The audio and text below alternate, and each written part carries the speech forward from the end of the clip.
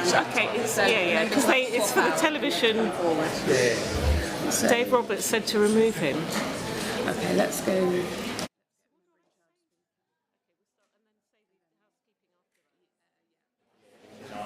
Five, four, three, two. Order. I call Dr. Roz Savage to move the motion. It is a pleasure to serve you in this extremely popular debate. I'd like to move that this House has considered E-petition number 711021 relating to retaining the legal right to assessment and support in education for children with special educational needs and disabilities. It's a privilege to open this debate on behalf of the Petitions Committee. Over 122,000 people have signed this petition, led by the Save Our Children's Rights campaign. Parents and organisations, including IPSI, Special Needs Jungle and SOS SEN. Their message is clear. The primary goal of education policy must be to ensure that every child fulfills their potential to the maximum degree possible. They are deeply concerned that weakening statutory duties would not just reduce rights, but reduce opportunities. To begin, what do we mean by SEND? It's a legal term. A child has special educational needs if they have a learning difficulty or disability, which means they cannot use standard educational facilities without extra help. And if they require special educational provision, extra or different support from what's normally provided. This can include one-to-one support, smaller classes, adapted curricula, or therapies like speech and language support. A diagnosis is not required. What matters is whether the child's needs make learning harder and whether extra help is essential to their participation and progress. We all know that the system is under immense pressure. I will give way. I thank the honourable member for giving way. And I know the government's allocating 740 million for the 10,000 new places for people with SEND. However, in my constituency, there are still serious funding concerns. One school told me that their funding shortfall is around 22,000 per pupil for those requiring one-to-one support. So does the member agree that without adequate and sustainable funding, local authorities and schools will struggle to deliver on legal rights to support children with SEND? I thank the honourable member for his intervention. Given the number of people who will want to intervene and to speak, I am going to proceed to give the maximum number of people possible the chance to speak. We extended support from birth to 25 in 2014, replacing statements with holistic education, health and care plans. But reforms coincided with major funding pressures, and families now routinely have to enforce rights through tribunals, with almost all appeals finding in their favour. Last week, a new Institute for Fiscal Studies report confirmed the seriousness of this crisis. It finds that since 2018, the number of pupils with EHCPs has grown by nearly 80%, from under 3% to over 5% of pupils, while local authorities at the same time face cumulative high needs deficits projected to reach £8 billion by 2027. It also shows the cost of independent special school places is now more than double that of state special schools on average. The IFS warns that without reform spending, pressures will balloon over, that without reform, spending pressures will balloon over the next few years. I will give way. I thank Fran for giving way. She's making a very powerful case. I think all of us agree that we want to get the system right. Can we also all agree, because there is not a member here from the Reform Party who argued that the system is being hijacked, that those comments were completely inappropriate, do not speak to the needs of the children that we all want to represent, and we all in this room condemn them without foundation, without I barely need to respond to that. I think it is very clear what the sentiment in the room is, and I thank the honourable member for her intervention. I will give way. I thank the member for giving way. Only 1 in 5 children leave school with their dyslexia identified. A constituent of mine told me that although he was diagnosed with autism in lower school, it wasn't until upper school, thanks to excellent support at the Grange Academy School in my constituency, that teachers truly understood his needs and he began to flourish. So does the honourable member agree with me that we must improve routine screening for neurodivergent conditions so every child can be identified early, supported early and given the best chance to learn and reach their full potential? I thank the honourable member for his intervention and agree that early intervention absolutely pays dividends in the long run. I will give way. Really generous.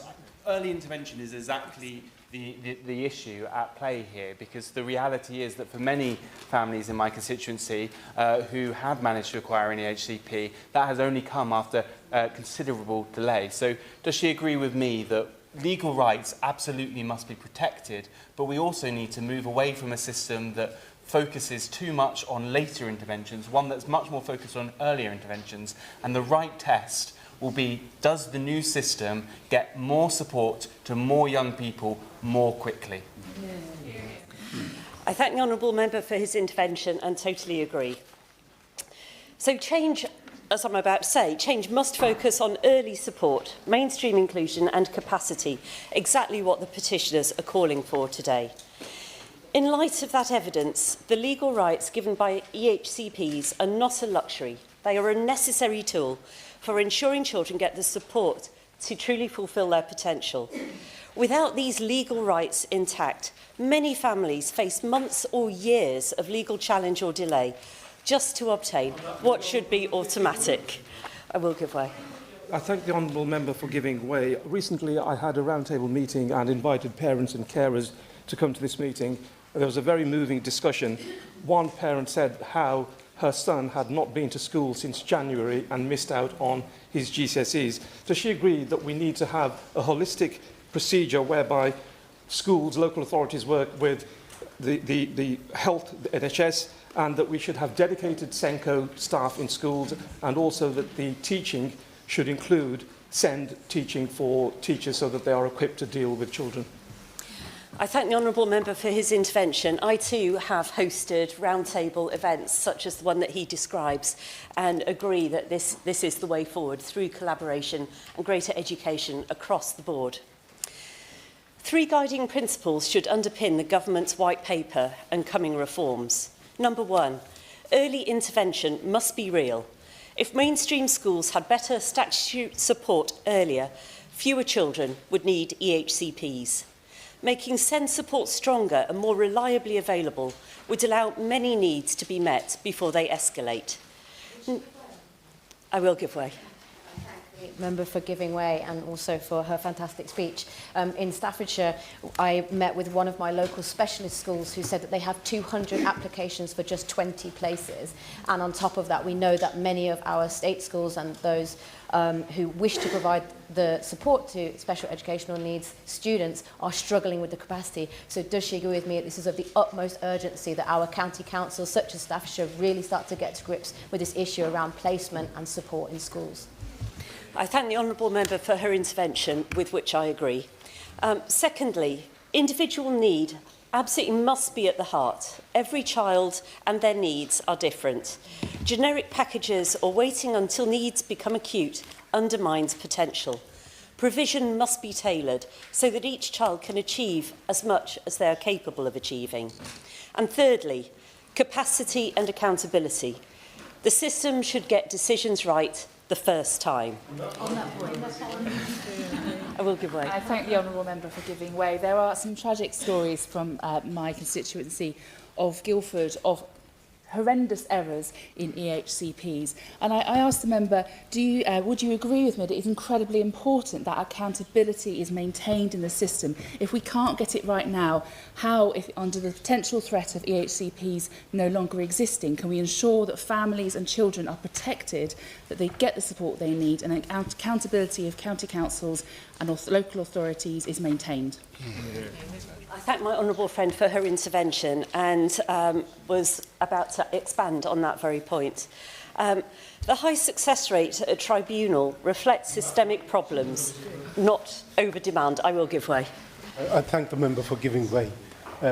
Last week, a mother contacted me in my constituency, not happy with the plan and wanting to challenge that at the tribunal. The date that she's been given for a hearing is September next year. Would she agree with me that not only the plans need to be well-resourced and individualised, but also the tribunals need to be meeting quicker and adequately resourced so people and children don't miss out on the adequate support that they need to make sure that the journey through learning is not impacted negatively. I thank the honourable member for his intervention, and I agree that at this formative stage of a child's life, a year is forever. It is unacceptable to have to wait that long. Without capacity and timely support, costs rise and outcomes worsen. This autumn, the government will publish a SEND white paper. This gives a critical opportunity, but also a moment of danger. Change that simply cuts legal rights or dilutes statutory support to reduce short-term costs will fail children and ultimately cost more in the long run. The petitioners and the IFS evidence urge the government to ensure that the white paper retains and protects legal rights, including EHCPs, so that each child can access what they're entitled to. I will give way. I thank the honourable member for giving way. Part of the problem, certainly in Birmingham and Perry-Barr, having spoken to many parents and teachers, was that plans are being designed, the ECPH plans are designed in relation to how much budget they have as opposed to what the needs are. And does the honourable member agree that the only way we can reform this whole system is by making sure that we have sufficient resources? I thank the honourable member for his intervention and would emphasise that by saying that we know that money invested upfront early in a child's life will ultimately end up costing less. The white paper should also invest in early support in mainstream schools, ensuring SEND support is strengthened so that schools are properly resourced and not forced to chase EHCPs just to unlock basic help. I will give way. Can I thank the honourable member for giving way? On the subject of the white paper, in Dartford before the summer recess, I ran a consultation session for parents, carers, schools and local organisations to discuss their experiences of SEND, and I've provided a full report to the Department for Education to inform the white paper. Would the honourable member agree with my constituents' top 3 priorities: a faster, simpler EHCP system, investment to provide early interventions for under 5s, and more specialist places in properly resourced mainstream schools? I thank the honourable member for his intervention. I think he is echoing the same points that I am making. The white paper must also close funding gaps and workforce shortages so that Element 2 funding keeps pace with inflation and that the capacity of speech and language therapists, educational psychologists and occupational therapists is rebuilt. It needs to ensure fairness and accountability with clear expectations of quality and reducing postcode lotteries. And finally, it must embed inclusion across mainstream settings so that children with SEND are supported close to home whenever possible and not having to spend many hours a day travelling, often at great cost to their families. At its heart, this petition and today's debate are about one fundamental non-negotiable principle: that every child, in mainstream or in special settings, has the right to an education that meets their needs and allows them to fulfil their potential. The IFS report confirms what parents, teachers and schools are saying. The current system is creaking, it is overburdened, it is under-resourced and is operating under legal obligations that are increasingly hard to meet. My call to the government is simple. When publishing the white paper, let it align squarely with the arguments made here today. Protect legal rights, strengthen early support, invest in capacity, ensure inclusion, create accountability. If the white paper delivers on these points, children will not just get by, they will be given the firm foundation they need to realise their potential to its full. Thank you. House has considered E-petition 711021 relating to assessments and support for children with SEND. Usually I'd say, can you stand and bob so we know that you want to speak, but not everyone's got a seat. So what I will say, I think people are already doing it, is once you've spoken, can members vacate the seats for someone else, because you have to be on the mic for the broadcasting. So I'm going to try and get everyone in and set a formal time limit. So the clock will count backwards from 2.5 minutes each. And I'm going to start with Rachel Maskell. Thank you.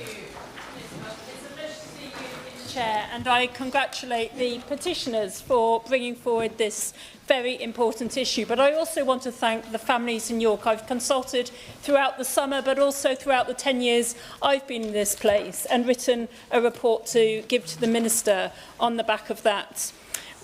The key things that I want the Minister to focus on is, first of all, culture within our schools.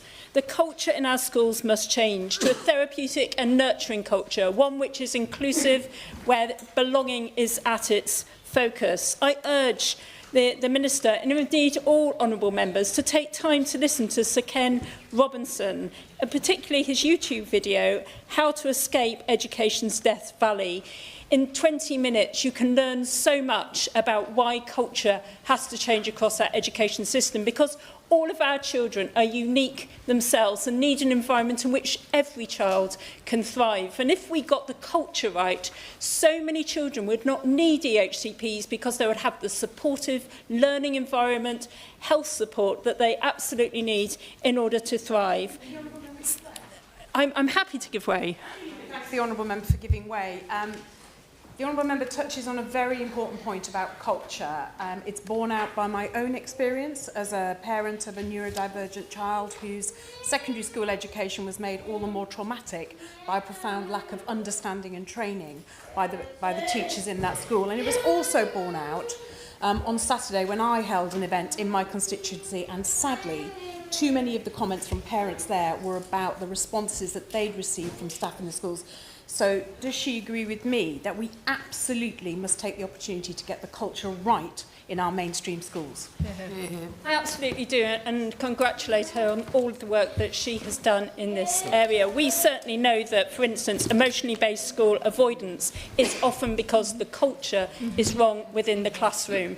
But what I would say is that we need that not just only in the school, but we need that in the community too, because obviously a child's life continues through school vacations and into the summer and so on. I'm happy to give way. Thank you very much for giving way. Talking about the culture, there's 122,000 people signed this petition. The majority, not the majority, the most are from my constituency in Blythe and Ashton.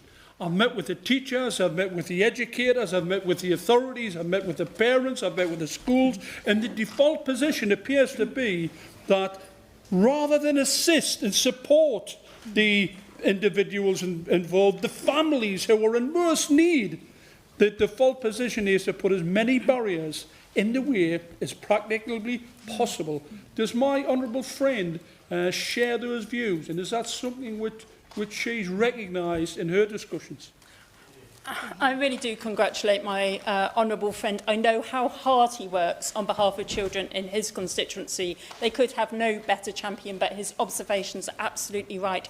Parents in particular face so many barriers, often pushed away from the learning environment. And yet when I went to Scandinavia to look at the education system around SEND there, they drew parents right into the heart of the school. So parents had co-produced the support that their children could have and ensure that they could get a full support around their education. I'm just going to make a little bit of progress, if I may. But in my constituency as well, we're establishing this month a SEND hub, very much like the concept of Sure Start, but for children with SEND, so that throughout the journey, up to the age of 25, and no fixed barrier either over that age limit, parents and young people can get the support they need from multi-agency provision, whether that is around stay and play, whether it is around that expert health advice, support for parents, peer support, as well as obviously the advice that teachers and other people within our communities can get to make sure the provision for their children is absolutely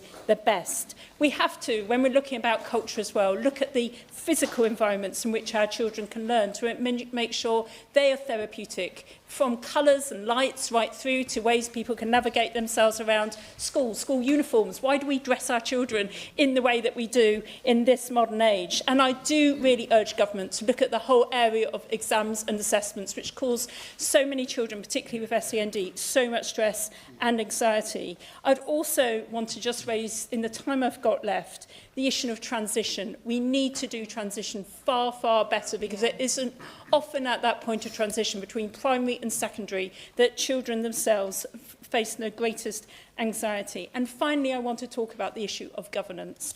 Where risk, responsibility and accountability sits within our system is in the wrong place. There needs to be a controlling mind, and I urge the Minister to look at local authorities holding that controlling mind, because often the ask on local authorities is not under their control, because ultimately multi-academy trusts are making decisions which are pushing these children out of the education system, and local authorities are having to pick up the pieces. I do believe we can get this right, but we need local authorities really in control. And when it comes to the role of SENCO, I wonder if she will look at them having a role similar to directors of public health in the way that they relate to their local authorities, so SENCOs have more power and authority to determine what's happens within their educational environment. Thank you.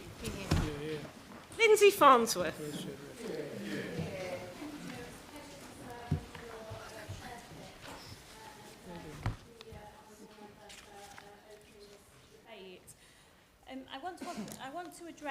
I want to take the opportunity to address the 208 people in Amber Valley who've put their names to this petition, and over 100 constituents who I'm supporting with their fight to get the SEND provision they need.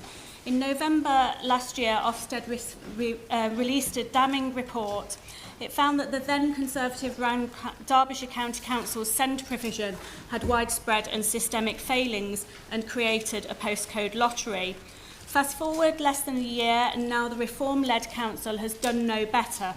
In one of my first meetings with the new leadership, I asked them if they agreed with their party leader, the Honourable Member for Clacton's comments regarding the overdiagnosis of SEND. They told me that they didn't believe that, so imagine my shock, Madam Chair, when just weeks later the leader of Derbyshire County Council said that he did agree with the Honourable Member for Clacton entirely. Shameful. Amongst all this chaos and uncertainty in Derbyshire, it's hardly surprising that over 208 of my constituents and 124,000 nationwide who have experienced similar struggles have signed this petition. It reflects the anxiety felt up and down the country regarding what the proposed reforms in the schools' white paper might look like. And although families, teachers, parents, children and educators all know that the SEND system absolutely needs to be reformed and be better enforced, they're worried and scared that these changes could let them down yet again, like my constituents in Derbyshire have experienced for many, many years. Thank the Honourable Member for giving way. She's making an incredibly compelling case on behalf of her constituents. I wonder if she agrees with me that families have to fight so incredibly hard for EHCPs, and they face so many anxieties and so many battles to get them, that they feel that it's a golden ticket. But behind that often lacks sufficient resource, sufficient funding and sufficient support. Any reforms and any discussions in the white paper must look at improving resources, inclusive within schools and externally through separate specialist provision. Yeah. Absolutely, I agree with my honourable friend. Unfortunately, in Derbyshire, obtaining an EHCP is merely the start of the struggle, and certainly not the end of the struggle for those families who desperately need the support that their children deserve as well. Many view the legal right for SEND children to get assessment and support in education, to which this petition relates, as an important guarantee for what has been for far too long an unstable, broken and chaotic system characterised by long wait times and poor prolonged communication with little or meaningful action. Having legal protections in place will absolutely guarantee that my constituents in Amber Valley continue to be able to fight for the support that they need, even though they are battling against a council whose leadership don't even believe that SEND is an issue that they need to address. And on that basis, Madam Chair, I would ask the Minister today to confirm that going forward, legal protections will be in place for those families that so desperately need that support. Gideon Amos. Thank you, Dr. Huck. It's a pleasure to serve with you in the chair, and it's a privilege to be able to speak on behalf of the 204 people in Taunton and Wellington constituency who signed this petition, and all the other families who are deeply concerned. It's not just abstract for me, Dr. Huck, because of the support my wife gives to many families who have children with special needs, including in our own home, because of my own experiences with my own children, and of course because of my surgeries, as with many members. I know the regular trials, the pain, and what is often the extreme debilitating stress that families are going through trying to get the same for their children, a basic, decent education. Parents are driven to the very edge by a system they've had to battle through every step of the way, and it shouldn't be like this, Dr. Huck. Let me tell you about Luke, a bright, motivated young man. Luke loves school. He has high hopes for his career, but he needs help to get there. His parents now have to provide 2-to-1 transport support just to get him to and from school. Juggling in this way leaves a result of Luke being more dangerous, lashing out on transport while travelling. His parents are working, they're paying taxes. In short, they're doing everything that society asks of them. And of course, caring for Luke all the time when he's not at school with extraordinary dedication. But how are they supposed to work and to hold down 2 full-time jobs at the same time as being denied the transport they need for Luke? Every day, his education and health and care plan fails to be delivered, takes him a step closer to full residential care at hugely greater cost, both human and financial, to everyone involved. And Luke's story, I will happily give way. He's right to point out all the problems. We're going to hear a lot about problems. There are also solutions. In my constituency of Horsham, we have a wonderful school called Muntham House, high needs autistic boys. 40% of them go on to hold down a job and be able to sustain themselves. That's what we can do if we do the job properly. Think of the saving to the state as well as the huge reward to the families. Very much agree with my honourable friend, the member for Horsham, who is a great champion of families in that position in his constituency. And as today's petition shows, too many families are forced into crisis before help arrives. Of the 122,000 people who signed it, many fear the government's forthcoming reforms will make things even harder. To their credit, Somerset Council recognise the system isn't working. They're working hard to turn around the position. The supertanker needs to be turned around. They've invested in the provision of over 20 new in-school SEND units now coming forward across the county. They've increased the number of EHCPs by 46%, even though applications have risen by 26%. And they've begun to see some reductions in complaints and tribunals. I and our councillors are continuing to challenge the team to do a lot better. These are the beginnings only of signs of improvement. But that has to go further. That improvement has to be sustained. The system is not good enough and it's failing our families. And that means government funding has to be part of the change. But families in Taunton and Wellington and elsewhere are worried that change will threaten the future of children's education. Their rights to assessment and support must be maintained in any support, and there must be enhanced investment in both special provision and in mainstream special educational needs provision. Helen Hayes. Thank you, Dr. Huck. It's a pleasure pleasure to see you in the chair today. Can I thank everybody who has signed this important petition across the country and the Petitions Committee for granting time for this debate. It is no surprise to me that this petition attracted such interest. Across the country, children and their families are being failed by a SEND system that the previous Conservative Education Secretary described as lose, lose, lose. For too many children and their parents and carers, the system is slow, it is adversarial, and it is fundamentally failing to meet children's needs. The Education Select Committee, which I chair, chose to focus our first full inquiry on solving the SEND crisis because it is the single biggest challenge in the whole of the education system, from the early years all the way through to further and higher education. And because so many members across this House heard directly from their constituents during the general election campaign and subsequently over and over again about the impact that this failing system has on their daily lives, the battles. Thank you. 4-year-old May lives in my constituency in a cerebral palsy.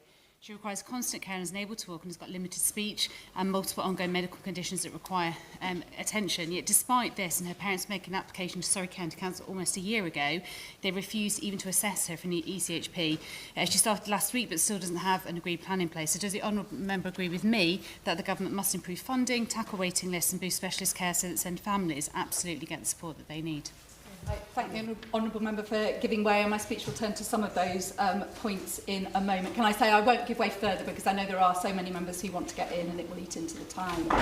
The committee has spent 8 months examining evidence and hearing in person from a wide range of witnesses, including children and young people with SEND. And I'd like to put on record my thanks to every single person who took the time to submit evidence to us or who gave evidence to us in person. We also travelled to Ontario in Canada, and we travelled within the UK to look at examples of good practice.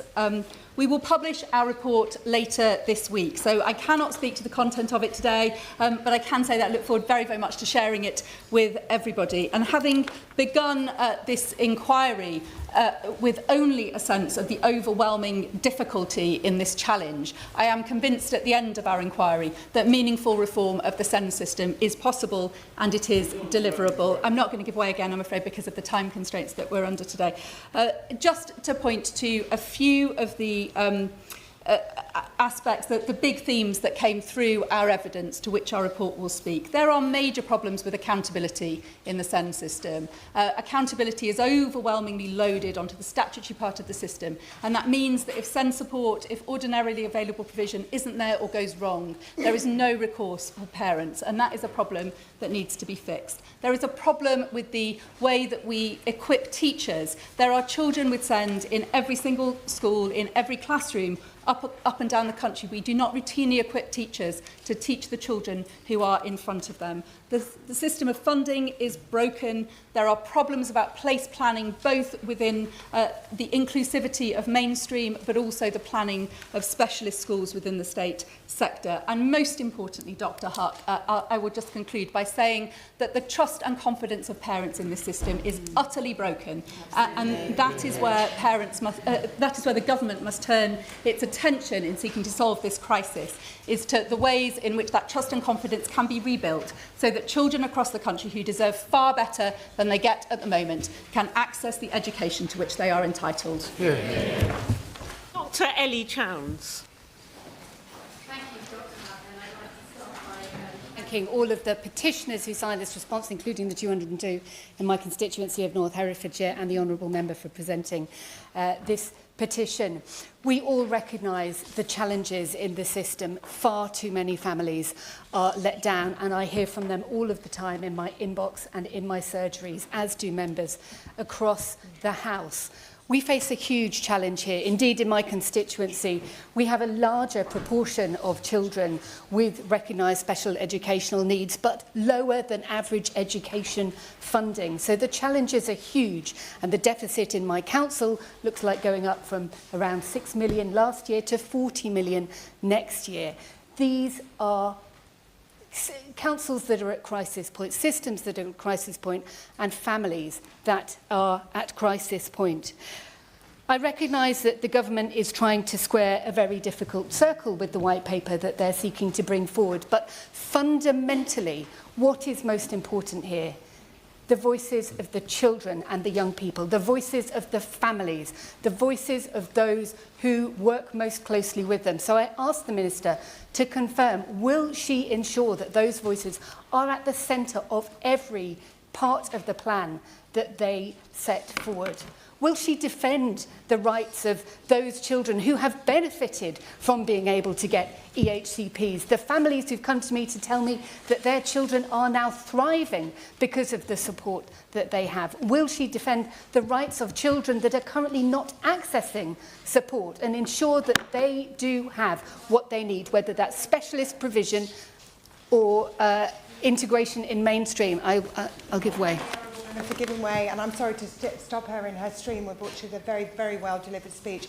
Would she also agree with me that not only is it families that we need to hear, but also the educators, teachers in schools that are up against the system, the families that come into our surgeries in tears because they cannot get the provision, and for the 1,800 children in Surrey who are missing education because they don't have the provision from Surrey County Council? Thank you. And I absolutely recognise that. That's what I meant when I was talking about the people who work most closely with these children and young people, the teachers, the educators who support them. And indeed, in my constituency, we have numerous children that have to travel outside of county in order to get the support that they need. Numerous teachers who are effectively tearing their hair out because they're so frustrated they do not have the resources needed. Now, there's some fantastic examples of excellent SEND provision in my constituency, including in mainstream settings. Also, excellent examples of special schools. But we recognise, all of us, there are nowhere near enough state-funded special school places. I will give way. Thank you, Member, for giving way. In Milton Keynes, there are over 15,000 specialist school places, but there's been a 114% increase in children with EHCPs. Even with that level of specialist provision that the Council has been able to provide, they still can't meet that demand. So how do you think we square that circle? Well, a key part of this is ensuring that there are more special school, state-run special school provision. As the Honourable Member mentioned when she introduced the debate, the evidence shows that independent school places cost about 2.5 times more than state special school places. We need that investment now in expanding the state-provided educational provision so that we can get more bang for the buck in terms of what we're providing for our children. And I'd like to, on that topic, I would like to ask the Minister specifically on the point of special school places. Last May, the Department for Education announced that Herefordshire had succeeded in its bid for a new special school with 80 places for children with autistic spectrum disorder and severe learning difficulties, but we have heard nothing further since then. Would the Minister care to confirm in her closing comments whether we can count on that funding coming forward soon, and would she outline the timetable for it? We need to ensure a fair system across the country. I'm making a bid here for resources for North Herefordshire, but this is something where we need to sort out the fairness across the entire country. End the postcode lottery, where you've got a better chance of accessing support in some places rather than others. End the problem of people having to jump through extraordinary hoops, fight unbelievable battles in order to access the support that should be the birthright of every child. We need a system that enables every child to thrive. I'm sorry, I'm just winding up, and I hope that the Minister will outline how she'll achieve that. Thank you.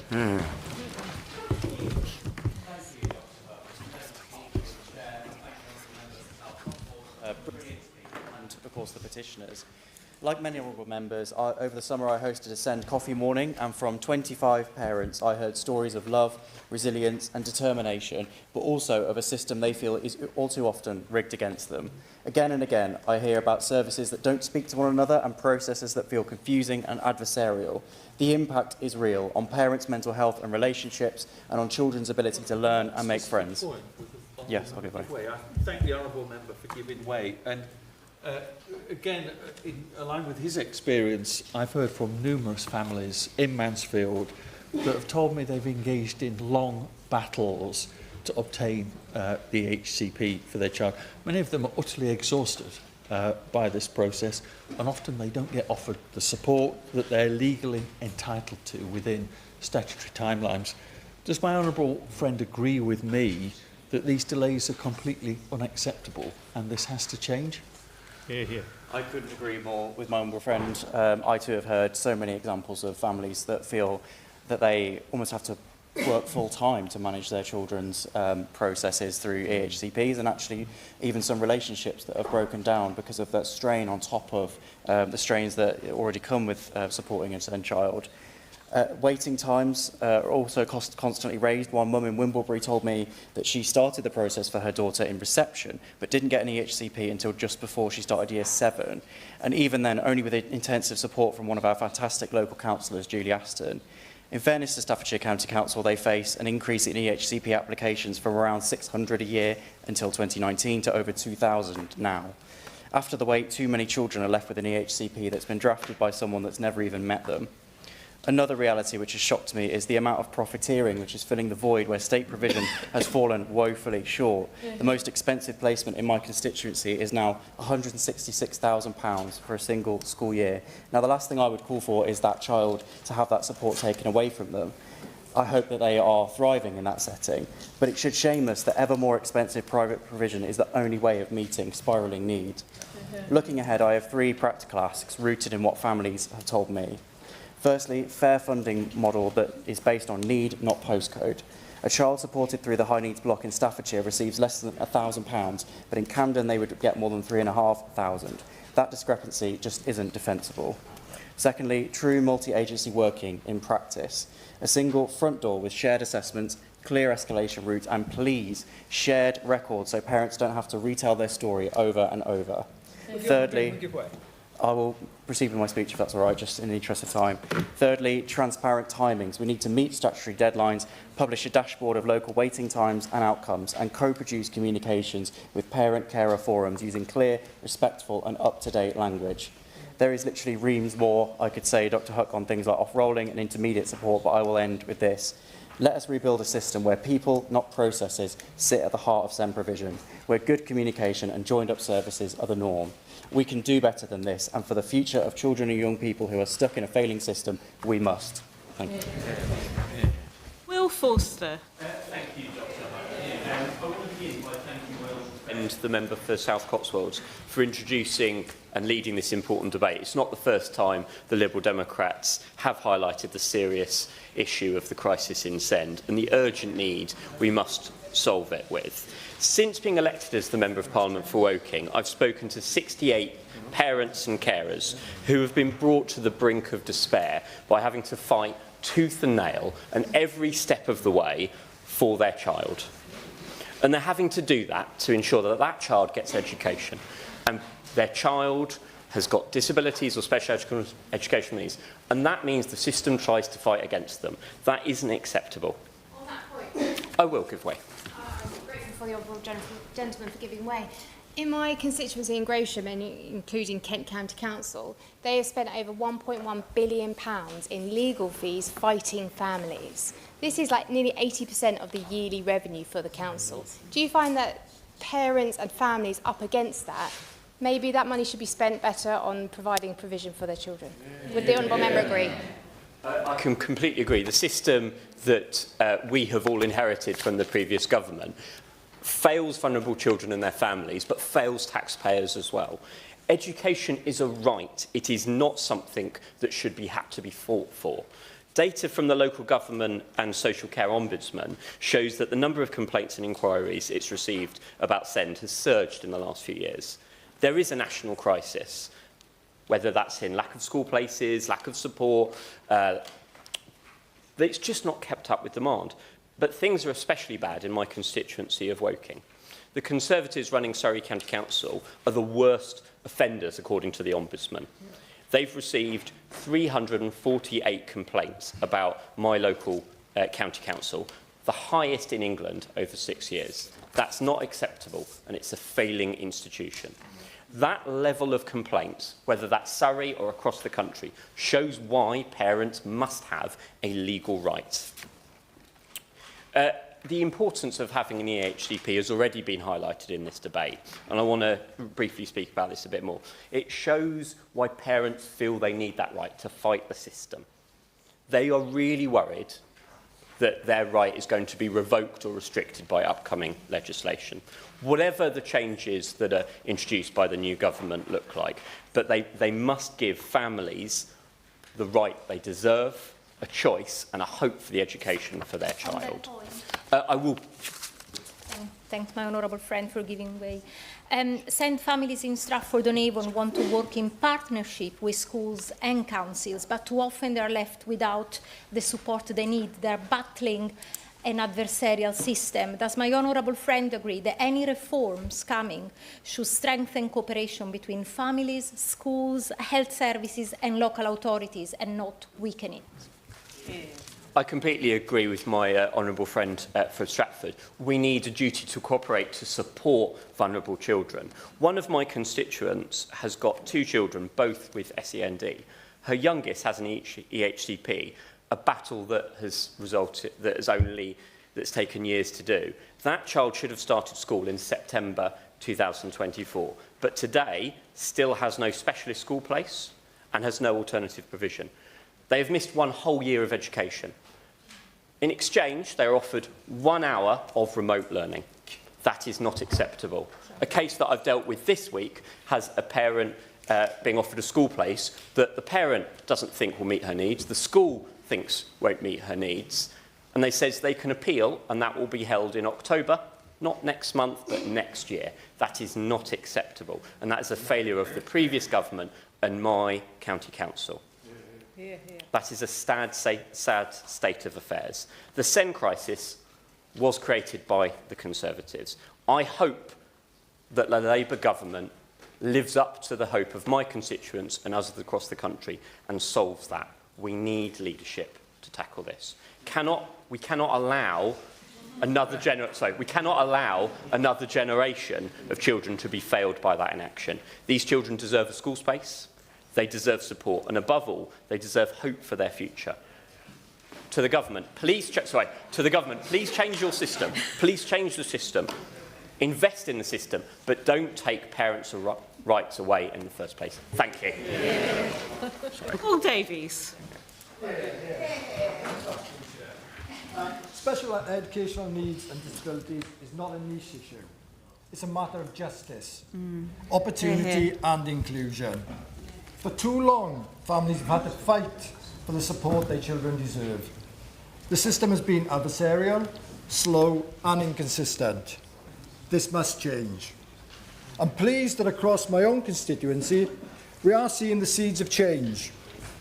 Schools like St John's Church of England Voluntary Aided Junior and Infant School, Upper Thong Junior Infant School and Wellhouse Junior Infant School are participating in the Partnerships for Inclusion of Neurodiversity in Schools programme. This initiative is training teachers to better understand and support neurodiverse children, fostering inclusive classrooms where every child feels seen and supported. And the government is providing additional funds. Kirklees Council has received over £6.1 million in capital funding for high needs provision in 2025-26. But funding alone isn't enough. We need a system built on collaboration between schools, families, healthcare professionals and local authorities. We need early intervention, not late reaction.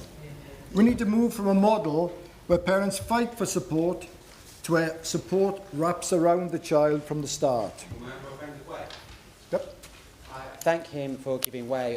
He referenced there about training, and one of the biggest single asks that comes from my constituents in Rushcliffe is about autism-specific training for school staff. Yet most teachers report that very little specialist training takes place. I wonder whether he would agree with me that there ought to be a standardised national professional development framework for teachers and support staff to make sure that this is embedded. Thank you for the intervention. You put it very eloquently. I absolutely agree with you. And I think that's crucial within the teaching profession. And I'm sure that we'll get 100% support from those professional bodies as well. It's good to see the government is engaging directly with families, educators and experts ahead of the school's white paper this autumn. That will absolutely help ensure that we shape reforms that seek to deliver better and more relevant outcomes for families and children. In Kirklees, we're making real strides in supporting children and young people with special educational needs and disabilities. The mainstream school clusters are fostering collaboration and early intervention. And as being mentioned by many people, that early intervention is absolutely crucial. These developments not only reflect the commitment the Council has to inclusive education, but will also reduce reliance on costly independent placements, ensuring every child has the opportunity to thrive in Kirklees. So let's keep pushing this forward. Let's ensure that every child in Kirklees and across the country has the chance to succeed. I'm just about to finish, so I'll just... Go on. I intervene on a Welshman as a Scotsman. We have the same problems in Scotland. You only have to look at the map of the constituencies in Scotland. Would the honourable member agree with me that whatever way forward the government establishes, it would be best to be shared with the Scottish Government? Thank you for that intervention. Absolutely agree. This cannot be, one part of the UK. It can't be one region. It can't be one city. This has to be across the UK. We have to see every child have that opportunity. So, completely agree with you. And my final sentence is... No, seriously, this is about us working together. This is about collaboration. So it is very much about together we can build a system that works for everyone. Okay, can I just remind members, the word "you" keeps creeping in. I think a lot of people have done it today, and that means me, and I certainly haven't done any of those things. So can we just refer to each other as honourable members or honourable friends? And the next example who will exemplify this is Greg Stafford. Thank you very much, Dr Huck, and it's a pleasure to serve under your chairmanship, and I want to thank the Honourable Member for South Cotswolds for leading the debate on this petition. Across my Farnham and Borden constituency, we are fortunate to have excellent specialist provision in the community, the Holywater School, in the independent side, the Undershore Education Trust, Moore House and Pathways, and in the academy sector, the Abbey and the Ridgeway.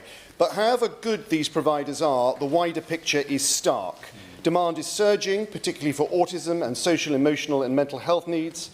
Surrey is rightly investing with nearly £190 million committed to expand provision and create thousands of new places, plus an extra £4.9 million approved in July to recruit staff and reduce caseloads. 3 new special schools are planned as part of a long-term Send Capital programme. But this programme and progress is in jeopardy. The Department for Education has just paused that capital funding for those schools, funding agreed under the last Conservative government to expand local provision and reduce reliance on the independent sector. Without it, Surrey faces a shortfall of 500 places, forcing children into the independent sector at an extra cost of roughly £26.5 million each year. Surrey has made clear it cannot meet the department's targets without that funding. And that's why I wrote to the Secretary of State to ask why this funding has been withheld and what bridging support will be offered and how the department will ensure vulnerable children are not left waiting at the start of the term. So far, no response. In Surrey, there have been constructive cross-party discussions on these issues. I particularly want to recognise my honourable friend, the member for Reigate, who has worked closely with me, not just for her constituents, but to push this agenda across Surrey. Instead, we hear rumours that this government may scrap the EHCPs altogether. That would be disastrous. Such a move would not be reform, it would be abdication, driven not by evidence but by ideology. It betrays a fundamental misunderstanding of the life-changing role specialist provision plays in our system. So today I urge the Minister to act, to end the delays in EHC assessments and convene a cross-party MPs forum with parents and stakeholders to drive urgent solutions, to commit to long-term investment, to reinstate that capital grant and back bids from high-pressure areas like Surrey and Hampshire, and to protect parental rights, uphold children's legal entitlements and guarantee EHCPs remain the foundation of SEND support. In Qureshi. Thank you, Dr. Hunt. In anticipation of the white paper, I have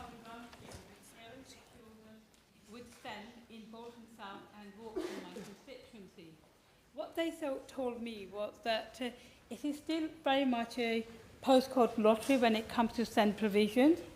Children with autism and other SEND conditions are being placed in classrooms that do not meet their needs, and some of our... Yes. I'm very grateful. Would you agree with me that it's not just a postcode lottery, but often the confidence of the parents or the carers in standing up to questioning, challenging officialdom? Some are very comfortable, others less so. Some people use the phrase, it's the sharp-elbowed who get ahead, but it needs to be a fairer system reflective of that issue. And that was a point made by the parents, and I was going to come on to it in my speech as well. Children being placed in classrooms that do not meet their needs, and some of them are literally being forced out of school. Others attend just for a few hours. Teaching assistants often are given one afternoon of a generic training. They are not even experienced in these matters. Quite often, they've not even seen the plan, and the implementations are inconsistent or absent.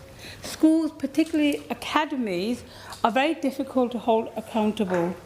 And then one of the big frustrations that parents talked about was that there was no systems in place to deal with complaints, that they often had to navigate and work very hard to try and get provisions for their children.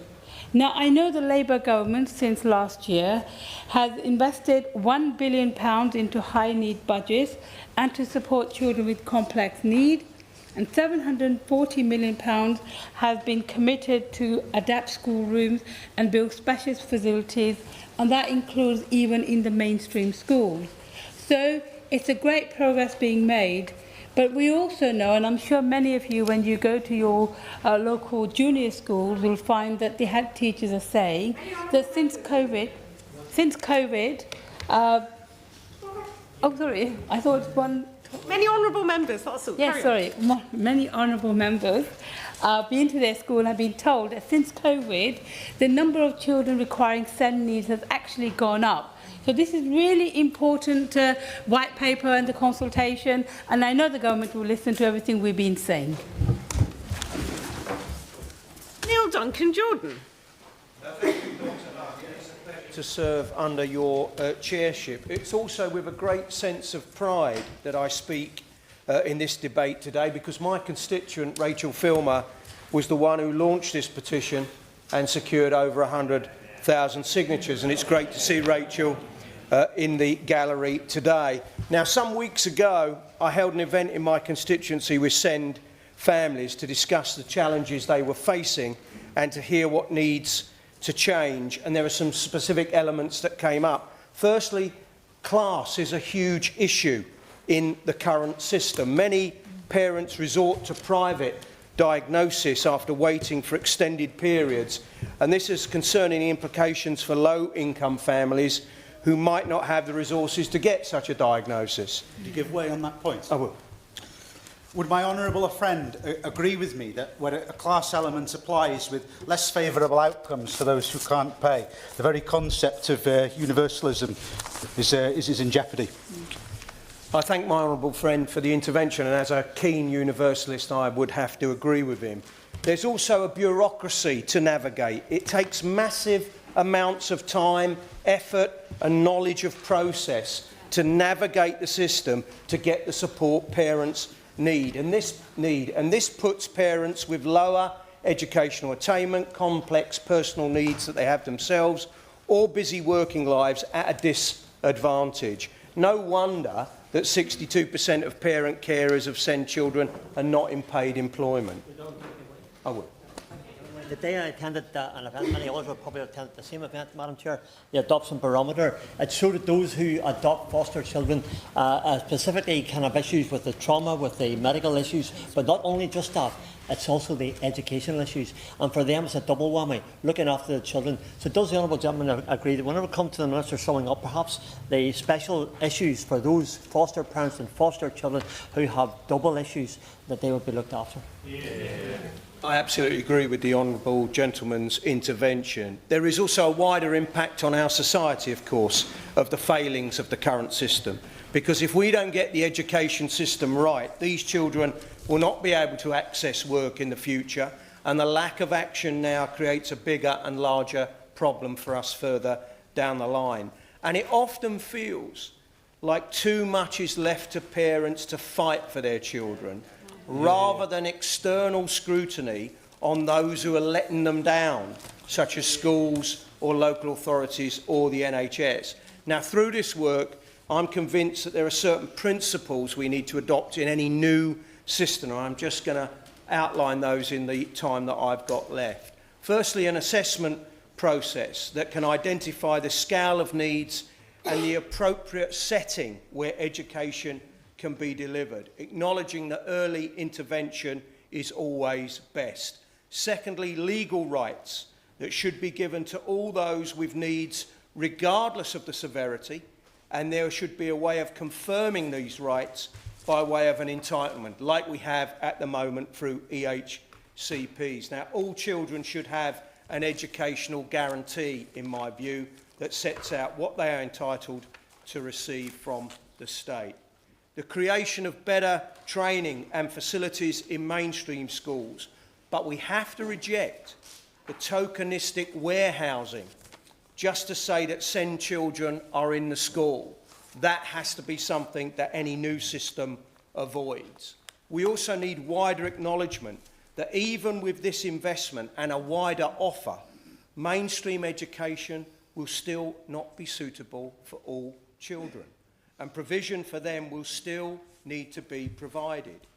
We need state investment, in my view, in specialist provision, rather than relying on the private and independent sector. We need a commitment to fund the new system properly, and transitional arrangements that move us from where we are now to where we will be in the future have to ensure that existing recipients of support are protected in that transitional arrangement. There's no doubt in my mind that SEND families feel they are often unseen and unheard, and that's why it's our duty to ensure that any new system has their voices at the heart of any change. Hear, hear. Sarah Russell. South Cotswolds for bringing this important debate. Thank you ever so much to everyone who signed the petition and to those who filled in my survey on SEND matters this summer. The level of distress that is being caused by the current system to both children and their parents is really difficult to overstate. The parents who I see in my surgeries are so distressed, and their children are so distressed. And we'll give way. To my honourable friend for giving way. My constituent 7-year-old son has been waiting 13 months for an assessment. She's had to give up her job in order to care for him. Does my honourable friend agree with me that it has an impact not just, as you rightly say, on the children and their parents, but also on the economy as well, if we are losing people already in work? Thank you for that intervention. I do agree, and in fact it was a matter I was going to come on to. So the distress that I see within this system is just staggering. The parents who are making decisions about taking their children to school when they strongly suspect that that school place might actually be damaging their child, but they also strongly suspect that not taking their child to school is damaging their child. It is a horrific position for parents and children to be placed in. So what I see in this system is two really big points of problem. The first point of problem is when children are seeking diagnosis in the first place, or their parents are seeking diagnosis for them. In response to my survey, I found parents who had got into thousands and sometimes tens of thousands of pounds worth of debts seeking diagnoses for their children because they were so desperate to try and get them some help. And when they then do get that EHCP, after a great fight and sometimes legal confrontation, they then often find that the support that it gives is not maintained consistently, despite schools doing their absolute best. And I've never met a teacher who didn't want to help children with special educational needs. So those parents are then incredibly distressed, and those children are struggling to stay in school. Then the second round of difficulty that I find parents have is as their children get somewhat older, they have that diagnosis that they've desperately wanted, but their teenage children's mental health goes downhill sharply. And at that point, they often find that a neurodivergent diagnosis is in fact a hindrance to getting their children the mental health support that they need. This is shocking. It is absolutely appalling that it appears to be thought on a widespread basis that autism inherently involves anxiety and therefore children with an autism diagnosis don't need support with their mental health. But that's what I'm hearing from parents in my constituency. I spoke to one parent recently, and I could give you so many stories, but I spoke to one specific parent who explained that her son had been repeatedly missing from home, that she had referrals to CAMHS from the police, from social services and other organisations, that he is 13 years old and suicidal. There is a 2-year wait for a child's mental health assessment in my constituency, and he is not deemed to meet the threshold. This is life and death for our children. It is really, really frightening. These parents are terrified. As the Honourable Member mentioned, they can't go to work because they can't leave their children unattended. They're so frightened for them. Please, please, can we move forward the applications for special schools at Westfield and Flag Lane, Bath, which have been flagged previously with your predecessor? And please, please, can we process this as quickly as possible? Yeah. Robbie Moore. Thank you, under the weight of surging demand, our system for handling special educational needs is crumbling. Since 2019, the number of new EHCPs year on year has almost doubled from 54,000 to 98,000 new plans. The total number of active plans has also surged from 353,000 to 639,000 in the same period. Quite simply, the system that we have in place is not able to cope with the level of demand.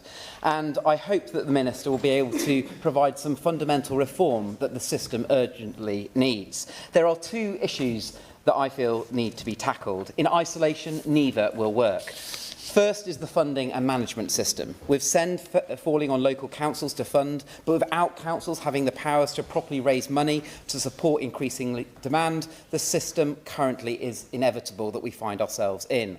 Parents are waiting months, if not years, to receive the support and documentation that they need. Even if secured, overstretched caseworkers are making mistakes referencing out-of-date or draft EHCPs as part of negotiations with schools and councils.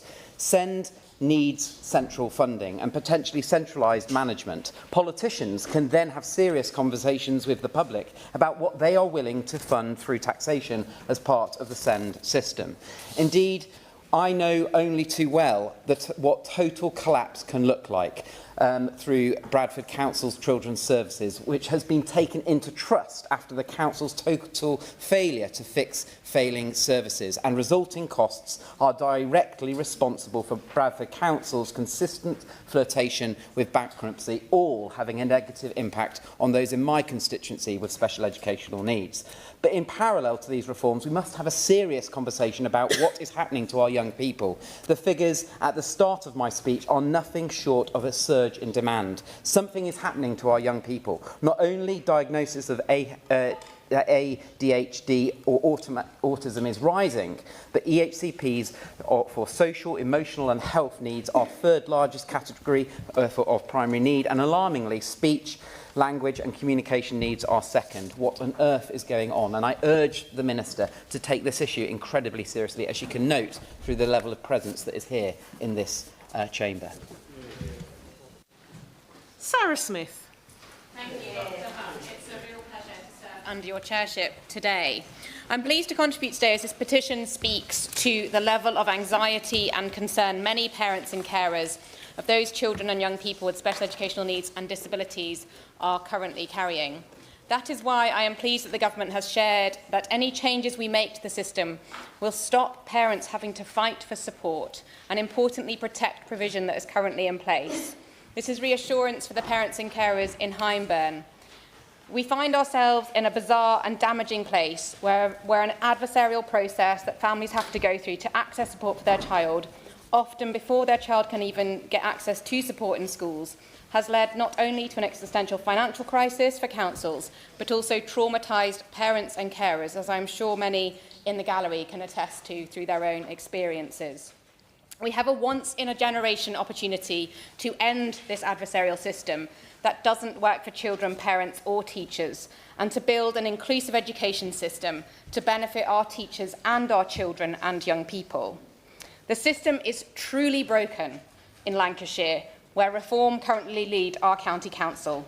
It is failing far too many families, and I was not surprised to see 280 signatories from Hyndburn, many of whom I have met, either in my surgeries or at the SEND roundtables that I have held. Just last Friday, in my constituency, I visited one of my most inclusive mainstream primary schools, and I observed they had to purchase a porta cabin out of their own budgets because they didn't have support from County Council to support 8 children between reception and year 2 who were all non-verbal, who I witnessed needing personal care and significant support to be in place. I met one of the parents who that morning had received an EHC plan back from the council telling her that her child did not meet the threshold for going into a specialist provision, and another child who'd been waiting 3 years to get a plan at all. I will. And she's making a very powerful point. Of course, you'll note that in excess of 90 MPs are taking part or seeking to take part in this debate. And that as she's sitting next to the Minister, I hope that she will lean on or nudge the Minister to recognise that we shouldn't necessarily simply wait for the provisions of the no doubt welcome white paper when it comes, but in fact there is a need to act now to address not only early intervention, early diagnosis, but to get to children during the earliest years as well, to give them the help they need. Yeah. The Honourable Gentleman for his intervention, and I do want to also make reference to the fact that since the new government there has been significant changes and investment coming forward. However, we all understand the urgency, and I know that the Minister, I'm sure, will respond to emphasise how she wants to take forward this such important agenda that isn't an agenda at all. It's about meeting the needs of our most vulnerable children and the families who need us as a government to deliver the most. There's been no apology from Reform about the state of the Lancashire County Council situation, which I find utterly appalling and is the least that parents might expect as they are endeavouring to proceed with changes, of course, locally. But I would really welcome from the Minister, given shortness of time, whether she can outline in her responses how we can end the postcode lottery that we've heard time and time again to ensure that every child in every school is at an inclusive school with their needs met, so that we can ensure that every child across this country has a fair and equal chance to realise their potential and to build fulfilling and full lives. Yeah. Thank you. Steve Witherden. Thank you, Although education has devolved in Wales, I will speak in my capacity as Chair of the All-Party Parliamentary Group for Education and Parliamentary Convener of the Socialist Educational Association. Before getting elected, I was a teacher for nearly 2 decades. I know all too well the realities of our education system. Dyslexic, dyscalculic, and completely illiterate until the age of 11, I was placed in bottom sets and written off by many teachers. So I also know all too well the pressures of going through the system with SEND, or ALN as it is called in Wales. As of January 2025, over 1.7 million pupils in England have been identified with SEND, and the number of children with education, health and care plans has more than doubled since 2015. Despite this increase in identification, the Department for Education has admitted there has been no consistent improvement in outcomes for these children. Exam pressure is especially acute for students with SEND. Research from Omnisis shows that 88% of parents of children with SEND said their child was worried about this year's SATs. 1 in 5 described their child as being very worried, twice the national average. Our all-party parliamentary group's Loss of the Love of Learning inquiry found that the stress of test preparation has serious negative effects, disrupted sleep, increased school refusal and declining self-esteem among SEND pupils. We must recognise the disproportionate effect of our current assessment framework on SEND children and begin to prioritise children's well-being and their love of learning, not just performance metrics. Though high needs funding has increased since 2015, it falls short of what is needed. 14 years of austerity have pushed our schools to the brink. The sharp decline in teaching assistants, who are often lifelines for SEND children, and overworking of teachers struggling to meet the diverse needs of all of their students has only deepened the crisis. What guarantees can be given that the SEND reforms promised in the school's white paper this autumn will not simply be a vehicle for further cuts? Alison Bennett. Under your chairship. Parents do everything for their children, especially when they have special needs. And that's why I'm fed up with the demonisation of parents.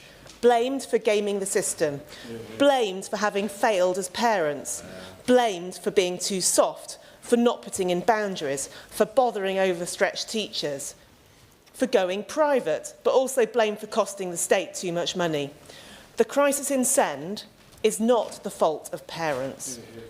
As my Mid-Sussex parent, Catherine, said to me, they need to see what it is like for parents, 24 hours a day, whose children are at a mainstream school that does not have the SEND facilities and teachers that it needs to meet the demands of its pupils. The teachers already have enough to do. Why, said Catherine, would any parent try to play the system for SEND when it's so much paperwork and time? You just would not do it.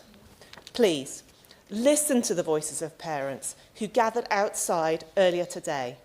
They know their children, they know what they need, and they know that the current system is failing not only their children, but society at large. Thank you. Lizzie Collins. Thank you, Dr. Hook. It's a pleasure to serve you today under your chairship. And I really welcome the opportunity to speak about special educational needs and disability support. I know how important this issue is to many of my constituents because every week, as many of us do here, I receive heartbreaking casework and have to try and help so many children who the system is absolutely failing. Now, I've spoken here before about early intervention and the importance of that, as many of my colleagues have today. So I very much welcome the rollout of Best Start centres by this Labour government because it is only through that early help and early intervention that we will really get on top of this. But this crisis has been a long time in the making, Dr. Hook, and it will take time to solve. Years of austerity have left our system unequipped to cope with rising demand and to meet the needs of students. The cost of this failing system is staggering. We are firefighting. It costs loads of money, but it's not actually helping anyone. Now, I know that there are so many parents who have spent so many years advocating for their children. So any prospect of reform is understandably very worrying, very frightening. These people have been let down again and again by a system that is meant to support them. So they have good reason not to trust it. But I do know the government is listening. I do know the government is trying to engage with families, like groups in my constituency. I know that ministers are listening. And I was very pleased, actually, to hear the Secretary of State in the main chamber say that under a Labour government, children would absolutely still retain a legal right to support. Now, that is really important, but the way we deliver that has to change because it is not working. It is absolutely failing our families. There has to be a better way of doing this. My kids who are waiting years for EHCP, the parents who are at their wits' end, they can't go on any longer, and we can't keep doing this harm to our children. So we need to do it carefully, we need to do it with responsibility, and we need to do it in tandem with parents and children. That is the only way to get it right, but we can't leave it as it is. Thank you, Dr. Hall. Daisy Cooper. Thank you. Thank you, Dr. House. Huge congratulations to Safeguard Children's Rights, who have secured more than 120,000 signatures. I was very pleased to see that Special Needs Jungle was one of the organisations, and the co-director of Special Needs Jungle is one of my constituents. Dr Hook, children in Hertfordshire have suffered a double whammy under the Conservatives. The Conservatives had a broken funding formula which they refused to fix, which meant that children in Hertfordshire were shortchanged. And the Conservative administration, the former Conservative administration at Hertfordshire County Council, were rated by Ofsted as being one of the absolute worst in the country. I am pleased to say that since the Liberal Democrats took control of Hertfordshire County Council, the very first announcement of our new leader was to create a SEND summit that took place this morning. Ahead of that, there was a SEND listening survey, and 130 people had attended community engagement events, because we Liberal Democrats know that the voices of children, of parents, of carers and of teachers must be at the heart of any reforms. Political will at the local level does go some way, but of course we do require government to act as well. Hertfordshire now faces a number of challenges which are not inconsiderable. Due to the various reforms underway by the Labour government, we are now facing a move to one or a number of unitary authorities. There is a reorganisation of our health body, the ICB. The so-called Fairer Funding Review could see a loss of up to £54 million by the year 28-29. Our SEND budgets have necessarily been overspent for the last number of years, using an accounting tool to keep this off the deficit balance sheet. But that tool is set to expire in May 2026, and Hertfordshire is still under an improvement notice. They were due a monitoring visit, but this has been delayed because of awaiting the government's national announcements. So these top-down reforms are taking up valuable political oxygen amongst the political leadership and the senior leadership team at the council, which will take up oxygen away from helping families. And the drip feeding of information on the changes the government are considering making is causing enormous anxiety too. So children and parents and carers and teachers cannot wait anymore. Like many other honourable members have said, they are at breaking point. Please, we need action. Pencroft. I'm very grateful to have the opportunity to speak in this clearly popular debate today. As many members will know, I have the privilege of being mum to two incredible girls, one of whom has additional needs. And like many parents of a disabled child, I keenly feel the unfairness in the challenges that my child will face throughout her life.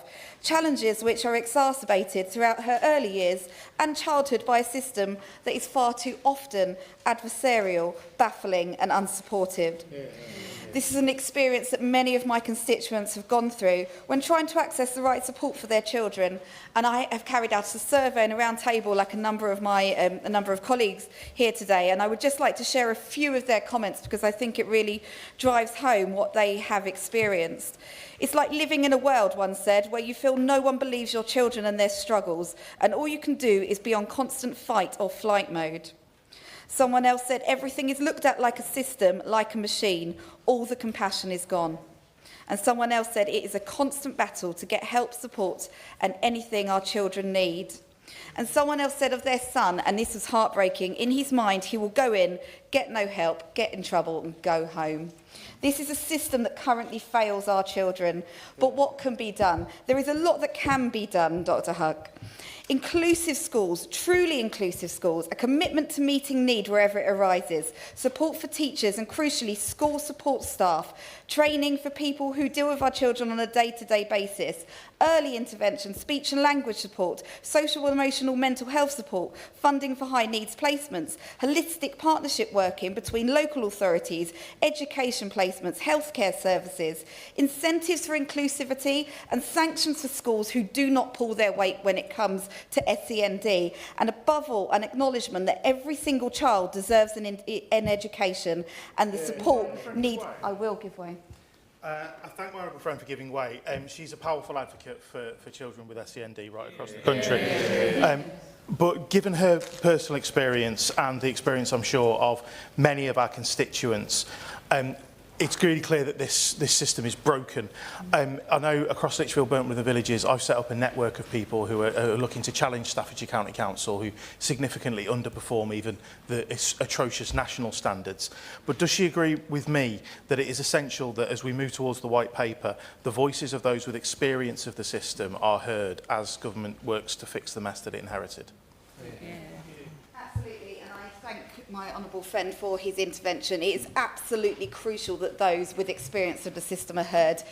The only way we can fix the current system, I believe, is by taking an approach from those who have experienced it. My interest in my child does not stop at the school gates. It is holistic. It is looking forward to her life as she goes through childhood, into young adulthood and into adulthood. So we need an acknowledgement that every single child deserves an education, but this is a matter of social justice, of fairness, of equality and of equity. Like many parents of a disabled child, I am tired, I'm constantly anxious and I'm constantly ready to go into battle for my child. But what I am not, and what my beautiful child is not, is a burden. We did not cause this crisis. But we want to fix it. We want to work with government to make things better for our children. I do not want a single other parent to have to fight for the very basic rights of their child, to have to fight for what parents of non-disabled children do not have to fight for. The Disabled Children's Partnership, we're here today talking to MPs about their fight, and it is called a fight for ordinary. Because our rights so far have been hard fought for and hard won. And we hope that the next generation of children that come after us and the next generation of families have a much, much easier time. Yeah. Sarah Dyke. Thank you, Dr. It's an honour to serve with you and the Chair, and also a privilege to follow the honourable members. So very, very powerful speech. Yeah. I'd also like to thank all of the petitioners and the 221 petitioners in Glastonbury and Somerton. As Vice Chair of the F40 group, who represent the worst funded 43 local educational authorities in the country, I've spoken many times about the broken SEND system. It's adversarial and it fails the most vulnerable children and puts councils on the brink of bankruptcy. Caroline from North Cadbury recently wrote to me regarding her daughter Lucy, who she described as an intelligent and capable girl, on track to do well in her GCSEs, but left to fall through the cracks. She told me that the very same systems that are supposed to support her are, in fact, ignoring her. Now, Lucy has autism and has challenges with her mental health, and she has had a long wait for a diagnosis and is fighting for an EHCP. Now, I recently spoke to the Director of Education at Somerset Council. She told me that it cost the council £6,000 to create an EHCP, and the numbers of EHCP applications are up 26%. Now, they're not one size fits all, and they have been developed as a long-term plan for relatively stable conditions. But children with social, emotional and mental health issues and behavioural challenges are not stable conditions, and an EHCP is not always the right solution. However, it is the only solution for children and young people that is presented to parents and schools. To change an EHCP, it needs a full consultation process. It's arduous and it's expensive and it's time-consuming, a structural barrier that is impeding common sense. And it's often, doesn't matter if a child has an EHCP, if the schools they attend aren't equipped to provide the support outlined in the plan. We are all waiting for the publication of the government schools white paper, and in it we need clarity, and I hope the Minister will outline this today. Because without these priorities being central to the system, we will continue to fail a generation of children. We need to recognise diversity and provide the education of the future now. Hamilton. Serve under your chairmanship. Can I begin by thanking the Honourable Member for South Cotswolds for leading this important debate, and the 163 people in Birmingham Erdington constituency who signed this petition. Their voices make it clear that SEND provision is a pressing priority in our community. SEND provision is a daily reality in the Birmingham constituency area. Over 17% 80% of our pupils receive SEND support, and we are proud to be the home of 7 special schools with many more offering SEND provision. So we know that the issue of SEND reform affects thousands of families in my area. I wrote to over 40 schools in my area earlier this month, and I visited the Hawthorne Primary School in Kingstanding. The dedicated staff made 3 issues crystal clear to me. They face a funding crisis, the dire need for extra places at special schools, and the specialist support in mainstream settings, in their words, were patchy at best. This story was repeated across my constituency.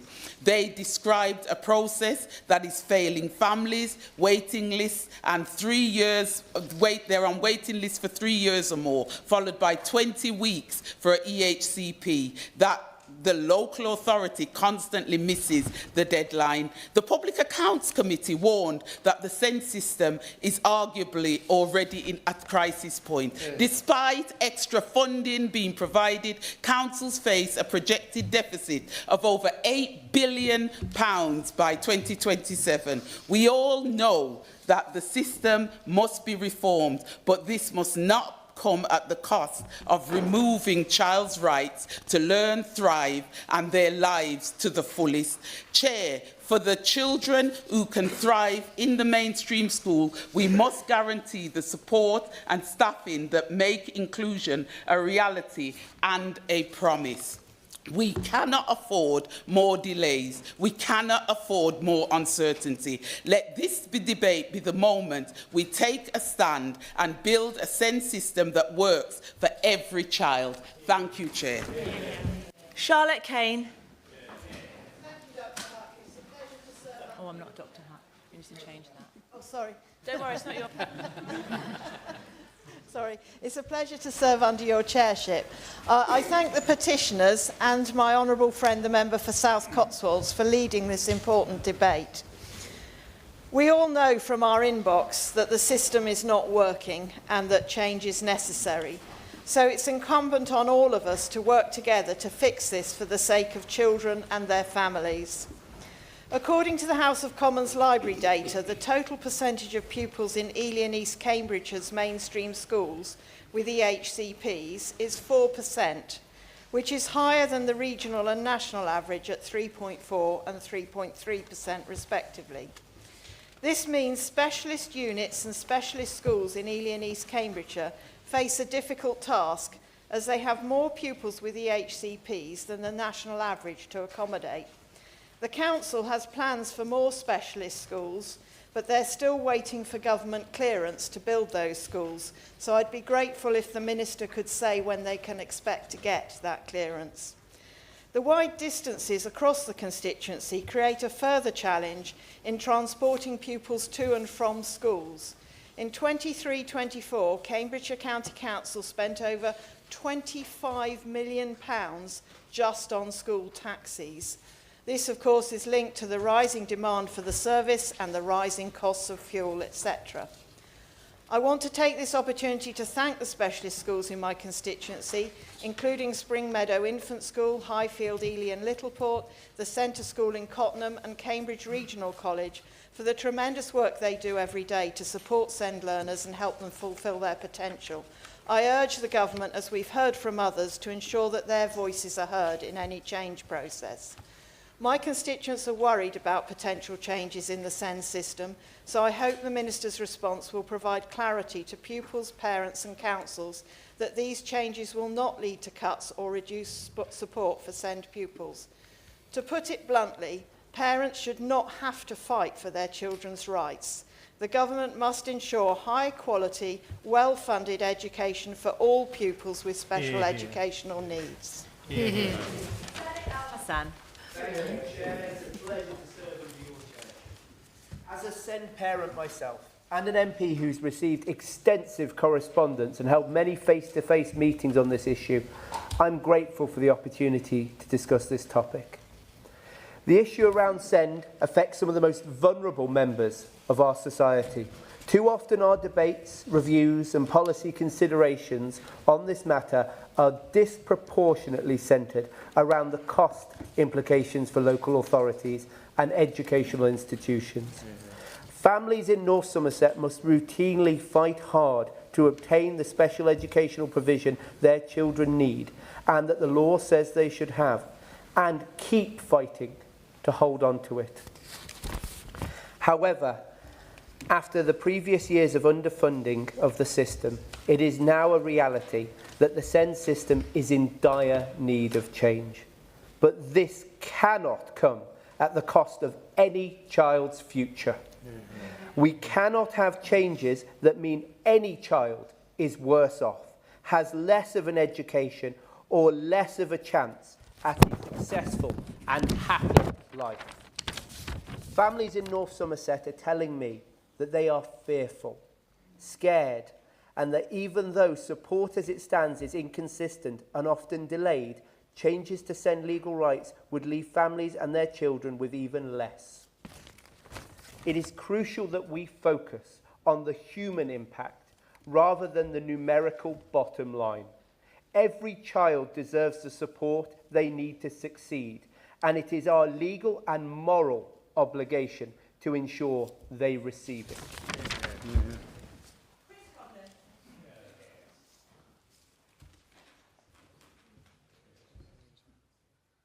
Thank you, Dr. Alan Carlin. It is a pleasure to serve under your chairmanship. In Dorking the other day, a mum called Jenny came to see me about her daughters, Isabel and Sienna. They are severely learning disabled, epileptic, blind, non-verbal, tube-fed. Isabel and Sienna have difficult lives, but they thrive when they are together. Jenny had to take Surrey County Council to tribunal 4 times to fight for their rights, not only to get their needs met, but simply to get them in the same school together.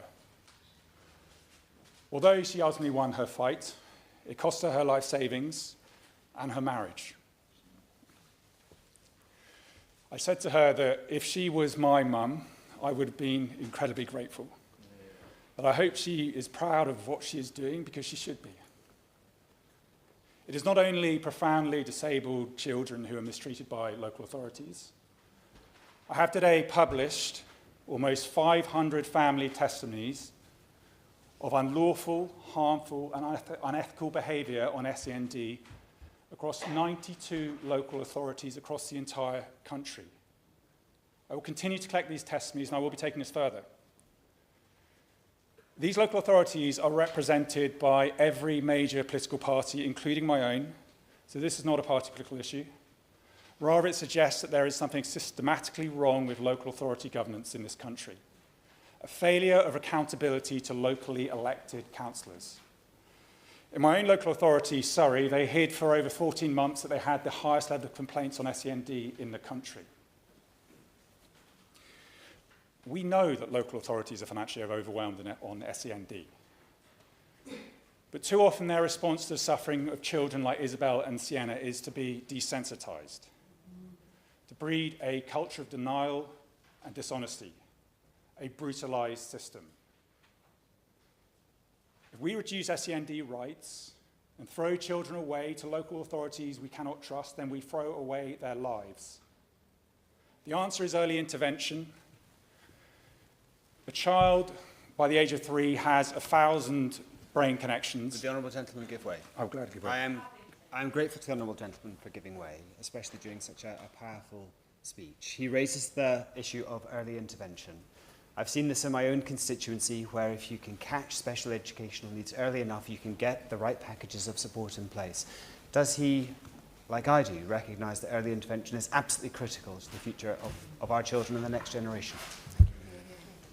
Well, I thank my honourable friend, and I entirely agree, because a child by the age of 3 has 1,000 brain connections. But this declines to 500 by adolescence. And that is why the earlier the intervention, the more effective the outcome and the lower the total cost. That is even before you consider the cost of a parent who has to leave work to look after a child unable to cope at school, or an adult who ends up in social services instead of a job. The government must resist the siren calls of local authorities to reduce SEND rights. Dr. Alan Khan, there are too many people in despair right now. But if the government focuses on early intervention for our children, I believe it can set out a path for hope. I'm really keen to get everybody in because this is such an important topic. So in order to do so, I will have to change the time limit to 2 minutes.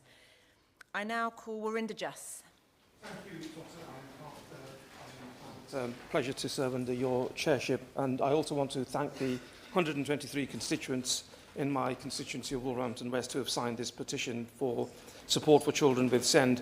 Within Wolverhampton, there are nearly 1 in 5 who are currently receiving either SEND support or have an education, health and care plan.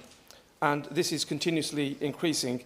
We need an infrastructure and investment in place so that every child has the opportunity that they deserve to thrive in our country. Too many of our children are being let down, often waiting months or years to get the support that they need, and they are stuck in an over-bureaucratic system.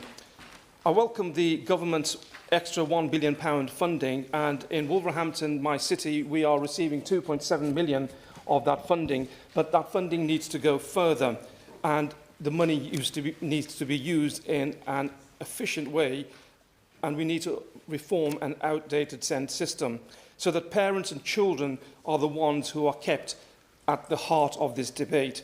I often hear teachers say that they would rather have the money given to the school rather than to private providers so that they can actually provide the provision that the children need. One of the major complaints I receive is a total lack of transparency and accountability in the provision of SEND support. And it's already been mentioned that we need early intervention. We need to provide support before the students reach a crisis point. There should be a legal requirement for each school to have a dedicated SENCO, and also SEND education needs to be mandatory as part of teacher training. We must protect the funding so that yes, I thank my honourable friend for giving way, and he's making a very important, passionate speech. Would my honourable friend agree with me that councils across the country are spending upwards of £100 million a year fighting EHCP plans and going to tribunal instead of issuing those plans and providing the education that these children need? So that money could be better spent on serving the children rather than fighting the parents. I thank the honourable member for his intervention. He is absolutely correct. And what's more, that when parents appeal, in the vast majority of cases they succeed. So why don't they make that decision earlier and save that money that can be used for children? So the honourable member is absolutely correct. But we need also to have this funding ring-fenced so that the money directly goes to our schools. As parliamentarians, it is our duty to ensure that every child receives the support that they deserve. And we can see around with all the debates that we have had that the strength of feeling is immense. We need to make sure that our children not only get the childhood that they deserve, but also they get the future that they are entitled to. James McCleary.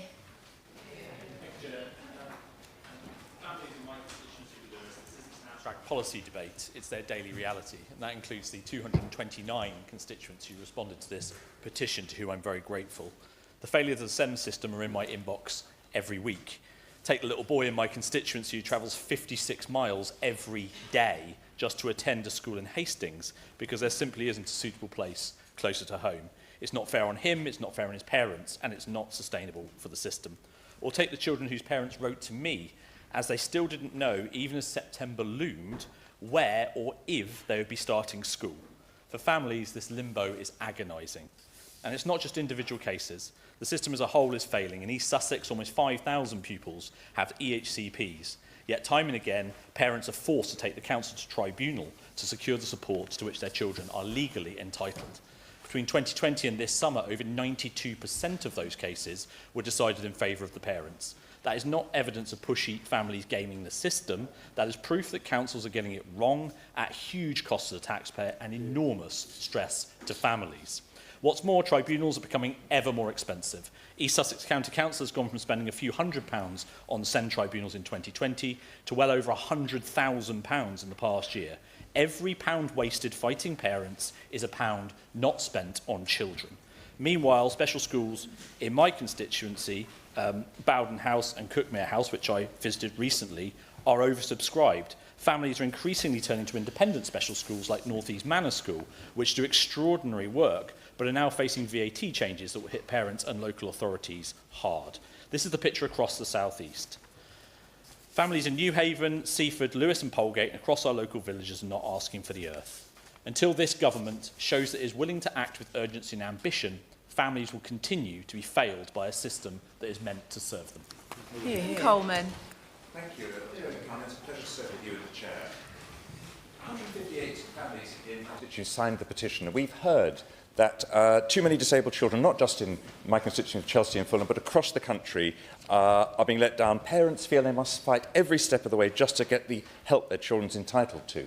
Now, one problem is that under current law, schools are only required to use what's called their best endeavours to support children with special educational needs. And this is quite a vague obligation. Some schools, some in my constituency, step up magnificently. But others, under financial pressure, they reduce or they remove support, and nothing holds them to account. The results are stark. A recent survey found that 60% of disabled children who don't have an educational, health and care plan are avoiding school due to the lack of support. And because of this broken system, families are often cruelly forced into, as we've heard, these lengthy, difficult procedures to get EHCPs, even though their children's needs could have been met earlier through proper SEND support in mainstream schools if it existed. And this is driving up costs, as we've heard, councils having to pay for expensive private placements to the extent that some are in significant distress. So I welcome the government's confirmation that the legal right to assessment support is going to be retained, but we need stronger, clearer protections for disabled children's education. And that's why I support a proposal from the Charities Contact and IPSIA to amend Section 66 of the Children and Families Act. Let's replace the vague phrase best endeavours with clear statutory duties so that schools are legally required to identify a child's needs, put a plan in writing, and either deliver that support or refer the case to the local authority. If we get the funding to accompany these new rights, we will, in the end, reduce the cost of EHCPs because people won't want to get them as much. We will reduce the cost of tribunals and of costly private provision. I'm afraid I'm running... yes, I happily give way, yes. He can thank me for giving way.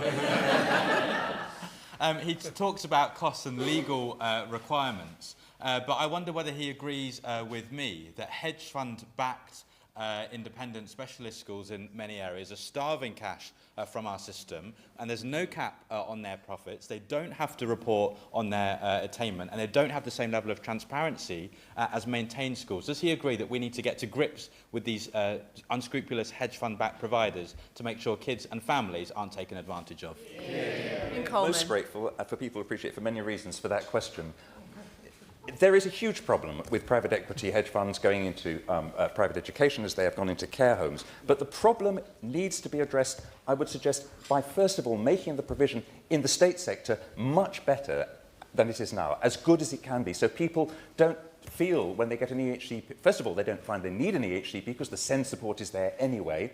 And if they get an EHCP, the needs can be met in the state sector, and we don't have to go to expensive private sectors, which is why I hope the Treasury in the budget will see the need for funding proper SEND provisioners now, because that will save money in the long term. They don't like the term invest to save. I think it's a good one in this context. So, Dr. Ellen Khan, we have a wonderful new minister. I commend her already for the time that she spent listening to families and teachers, and I hope she will now act in co-production with families, as it has already been said, to put SEND support on a solid legal footing, ditch the Conservatives' legacy of failure, and build an education system where every child matters. Yeah. Thank you. Much as I appreciate the show of love and support you are showing one another, I really want to get everybody in because you have taken a long time to sit through this to be heard. So next I would like to call Liz Jarvis. Under your chairship, and I'm grateful for the opportunity to speak on behalf of parents from Eastleigh. I frequently hear from constituents who are exhausted, emotionally, financially and physically, by a system that too often feels like an adversarial battle. Alex, who is a police officer, told me, just managing our child's medical appointments, EHCP paperwork, medication and occupational therapy exercises is enough work for one person. Somehow I squeeze it all in around my busy day job, but the trauma caused by dealing with this in your own home is beyond anything I've witnessed at work. Unpaid carers all over the country are drowning. Don't we deserve more than this? Madam Chair, they do deserve more than this. In EC, 12.5% of students receive SEN support. However, there are critical delays in securing an EHCP assessment, significantly impacting the well-being of children while their parents battle with the system. According to latest figures, 59% of EHCPs in Hampshire take between 20 weeks and a year to be issued. Hampshire County Council has declined assessments for 23% of EHCP applications. My constituent Justine had to deal with considerable back and forth with Hampshire over getting her son transport to school. She said this uncertainty was making his anxiety worse. The lack of routine and structure is frankly cruel. Routes have been changed without notice, drivers swapped at the last minute, and some families have been refused transport altogether. The result has been distressing for children and young people who understandably rely on routine and predictability, some who have been left so anxious by the confusion that they refuse to travel. Families already stretched to breaking point should not have to face this level of disruption on top of everything else. It's welcome the government recognises the need for reforms, but families desperately need and deserve clarity about what these plans look like. All children deserve a fair system that recognises their needs and gives them a chance to thrive. Jack Abbott. Thank you, Dr. Allen, and thank you to the 150,000 people who signed the petition. As I've said in previous speeches in this place, although SEND is very much now a national issue, we've been battling this crisis in Ipswich and Suffolk for a decade. And just last month in my public event, I sat with desperate families who told me heartbreaking stories of their children being failed time and time again. Now, I welcome the early changes our government has made in looking to address some of these problems in Suffolk, and they have approved more than 100 new specialist places in our county, including the building of a brand new hub at Ipswich Academy. And this is in addition to the multi-million-pound uplift to the core funding and a near £10 million settlement, so even more specialist places can be created. However, while extra funding is incredibly encouraging, I know it's just one element that needs resolving, and I want to highlight just a few areas which require attention. Firstly, I wish to highlight the extortionate, unregulated private provision that was allowed to grow and prosper under the previous Conservative government. The problem here isn't just that the provision is grossly expensive, driving up costs for local authorities, it is also incredibly poor. Secondly, while we desperately need more SEND places, they have to differentiate according to need. We can't keep shoehorning kids into the few settings that are available, regardless about whether or not the provision is right for them. So that must include specialist schools, but it should also involve specialist hubs within mainstream schools. And I've seen this work so effectively, most recently at Hillside Primary School, and it was a cornerstone of the plans I helped deliver in Suffolk when we created 800 new places. They provide the specialist support that meets the needs of many children while keeping them close to home in a local setting. And the last thing I want to mention today is around teacher training. Chair, as a former teaching assistant, I worked with some brilliant teachers who knew how to be inclusive and to differentiate. But I also know it's still a postcode lottery. There is a lot of good practice, but we have to be honest, we do not have an education system which allows every child with SEND to thrive. So in my view, making SEND training mandatory for teachers is long overdue, and again, I hope the government can strongly consider this in the upcoming white paper, because every teacher must be a SEND teacher. Yeah. Dr. Brian Matthew. Thank you. It's a pleasure to speak under your chairship, and I thank my honourable friend for South Cotswolds for presenting this important petition debate. The fact that this petition has over 122,000 signatures, with 244 from my own constituency of Melksham and Devizes, is an indictment of our current system. We're letting far too many of our children, parents and carers down.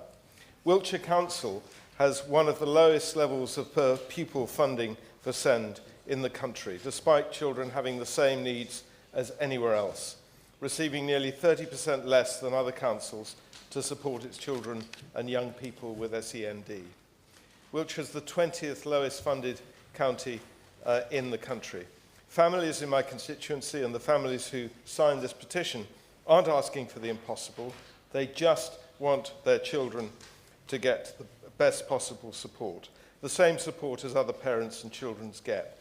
Instead, they're battling long waiting times for assessments, overstretched schools, and councils making difficult choices with too little money. An SEND white paper was originally promised in the spring, deferred to summer, and now confirmed as part of a school's white paper in the autumn. Drift and delay in the publication of these reforms has caused frustration and anxiety for families. The SEND crisis cannot be fixed without fixing the funding system behind it. Grand ideas are only ideas if the basics are not funded properly. The Treasury must play its part. Early intervention, properly trained staff, accessible local specialist provisions, none of that will happen unless councils like ours have real sustained backing. Thank you.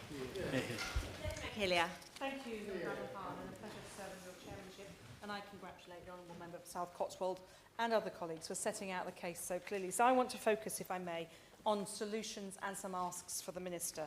I highlight that some of the work done in Hackney, where we have a high number of children with special educational needs, the Council spending over £50,000 in top-up funding during the last financial year just to support pupils with SEND, an unsustainable position, though absolutely right for those children and families.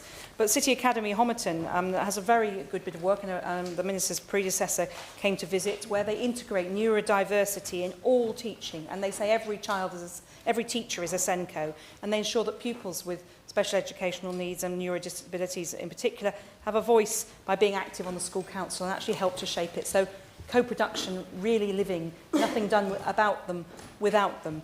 But that means that they have great trust among parents, and so they will spread the support that's available to that school across the whole and make sure that the classes, the lesson planning and support is shared so that you don't always have your one-to-one support next to you, but that one-to-one support can be helping a teacher create a curriculum that will work across the piece. We have 1 in 5 children in Hackney with SEND, so it's a very important issue. But cost shunting is an issue. We've heard about the cost of tribunals, and we need to be looking, I think, in London at opportunities with schools closing, which is a terribly sad thing, about premises that are available, because it's costing £12,000 on average to transport a pupil to an outside placement, £58,000 in an independent special school, and £300,000 or up to that for residential placement. So the cost is enormous. So I think some signs of green shoots of hope here, with the government focusing on that early intervention, something the Secretary of State's been really emphasising. But can we see more early intervention to prevent that escalation to crisis point? And can we integrate where that's more appropriate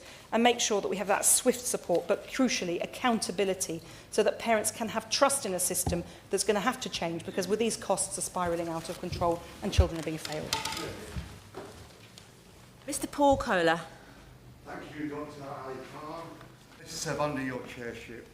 I congratulate the many petitions from Wimbledon and beyond, and my honourable friend, the member for South Cotswolds, for securing this important debate.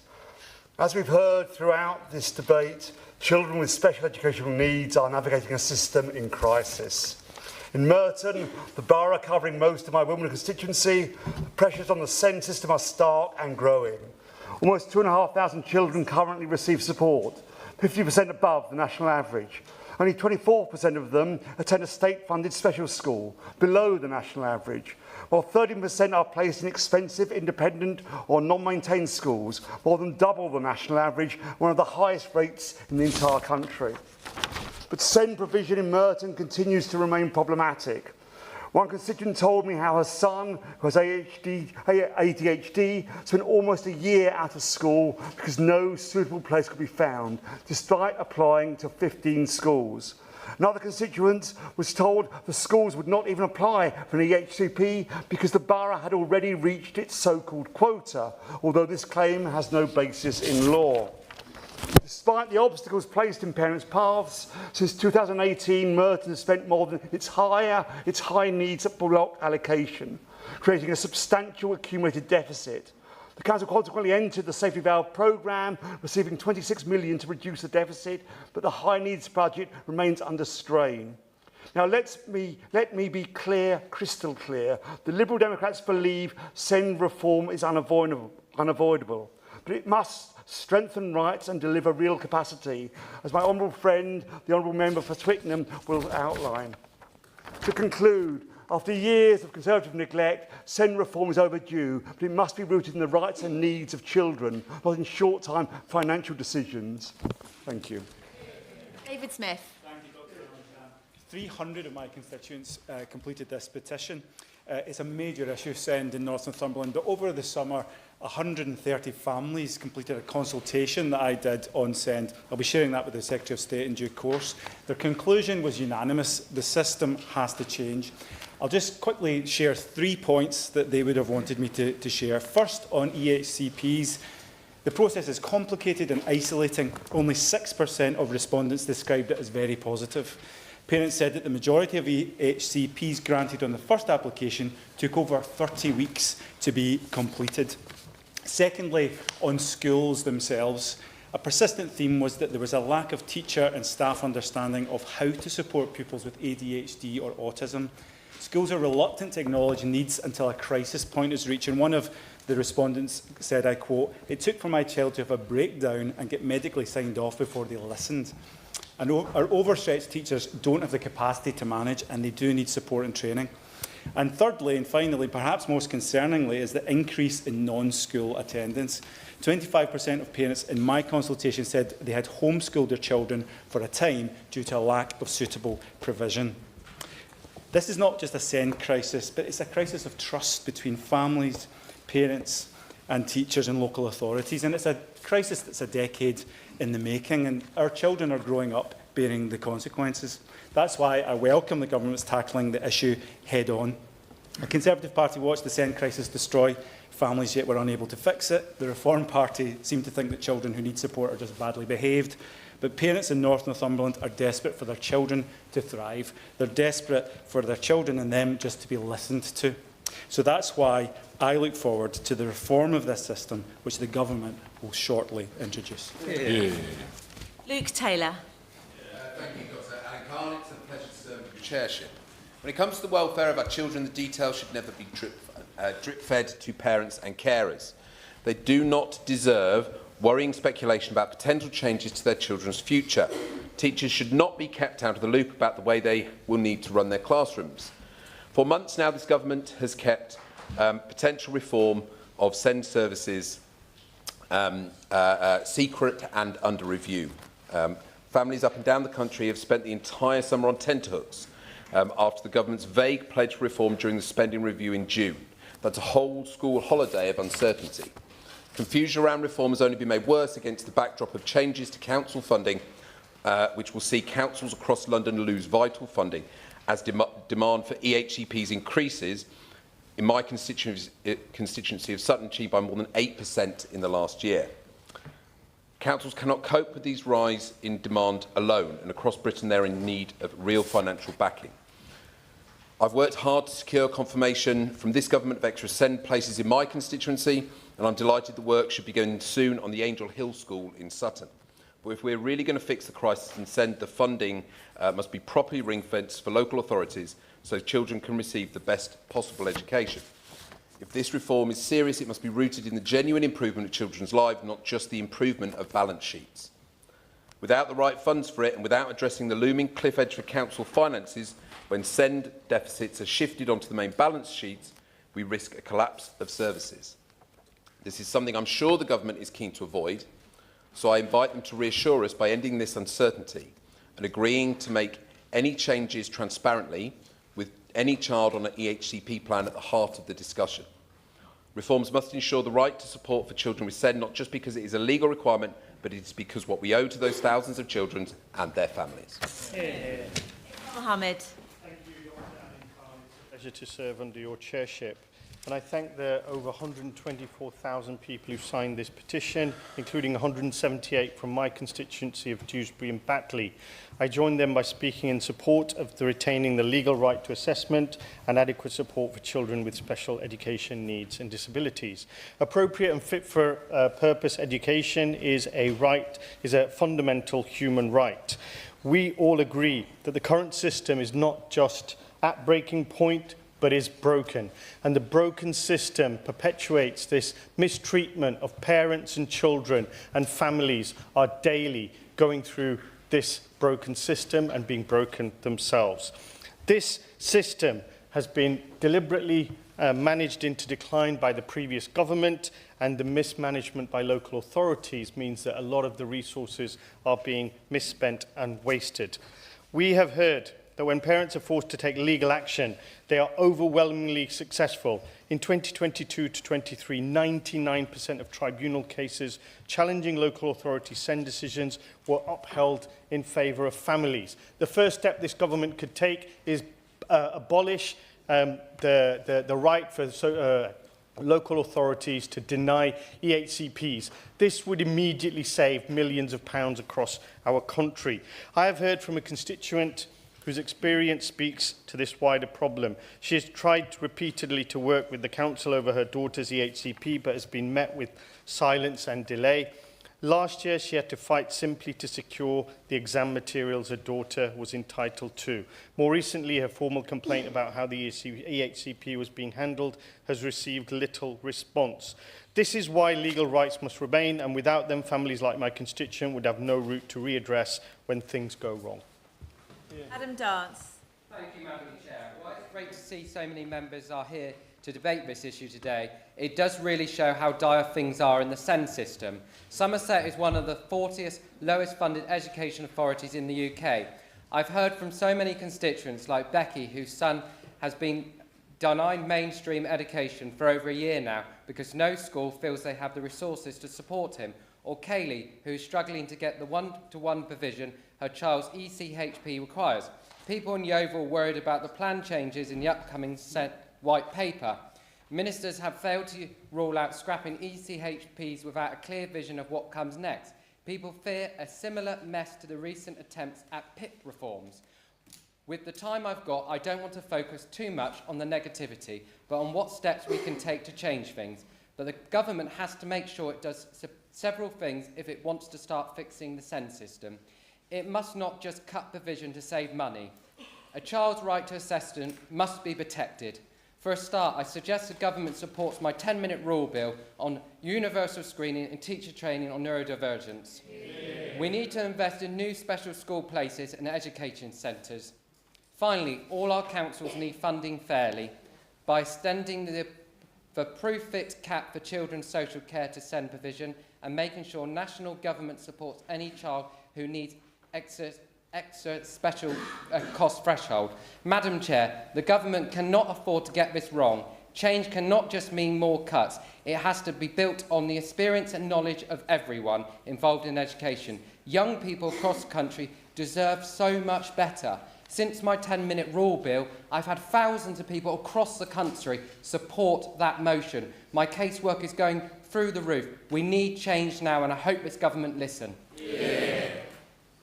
Sojan Joseph. Thank you, Madam Dr. Lincoln. Don't worry. It's a pleasure to serve under your chairship. This is an incredibly important debate, and I'm grateful to all the members of the public from my constituency who signed the E-petition. I'm also grateful to the parents, primary and secondary school head teachers who took time to come to meet with me at one of the roundtables I hosted for constituents with direct experience of the SEND system. I appreciate how honest they were and the constructive way they approached our discussions. And I have written a letter to the Secretary of State with all the feedback, and I'm hearing that many members of this Parliament has done the similar exercise, and hope the Minister will take that into consideration when the white paper is published. My constituents would like to request that the government ministers not to make any abrupt change to the existing system, as some parents have fought for a long time, and some children started to get some help now, so any changes should not be any abrupt.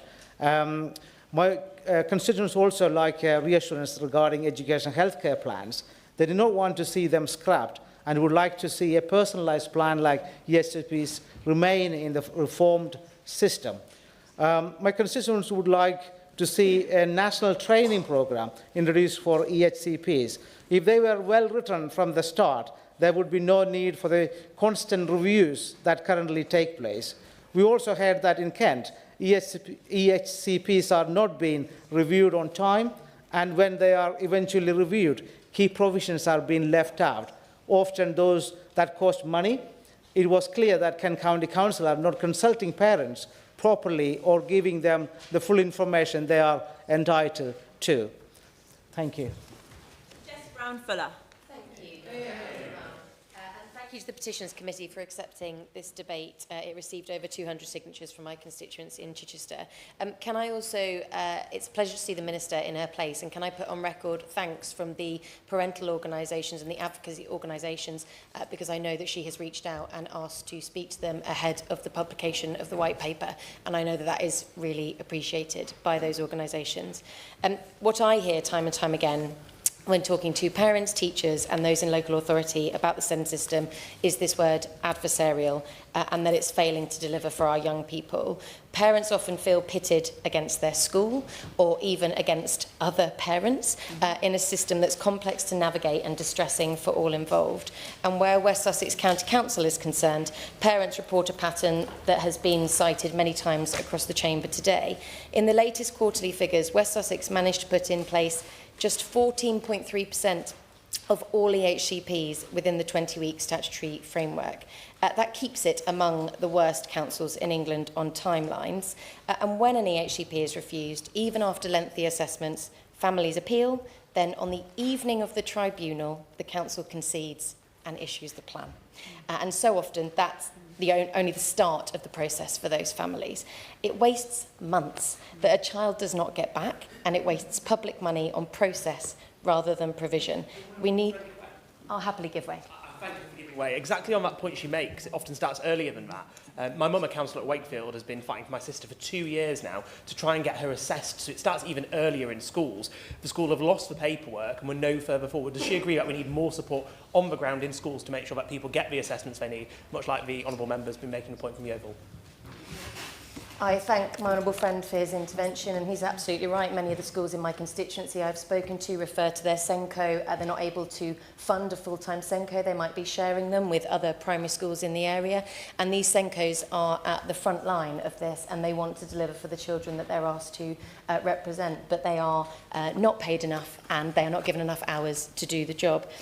So we need decisions that are getting it right first time, and support that starts when the need is identified, not after a courtroom date is set. And I welcome the 10-minute rule bill brought forward by my honourable friend, the member for Yeovil, on neurodivergent screening and teacher training. Yeah.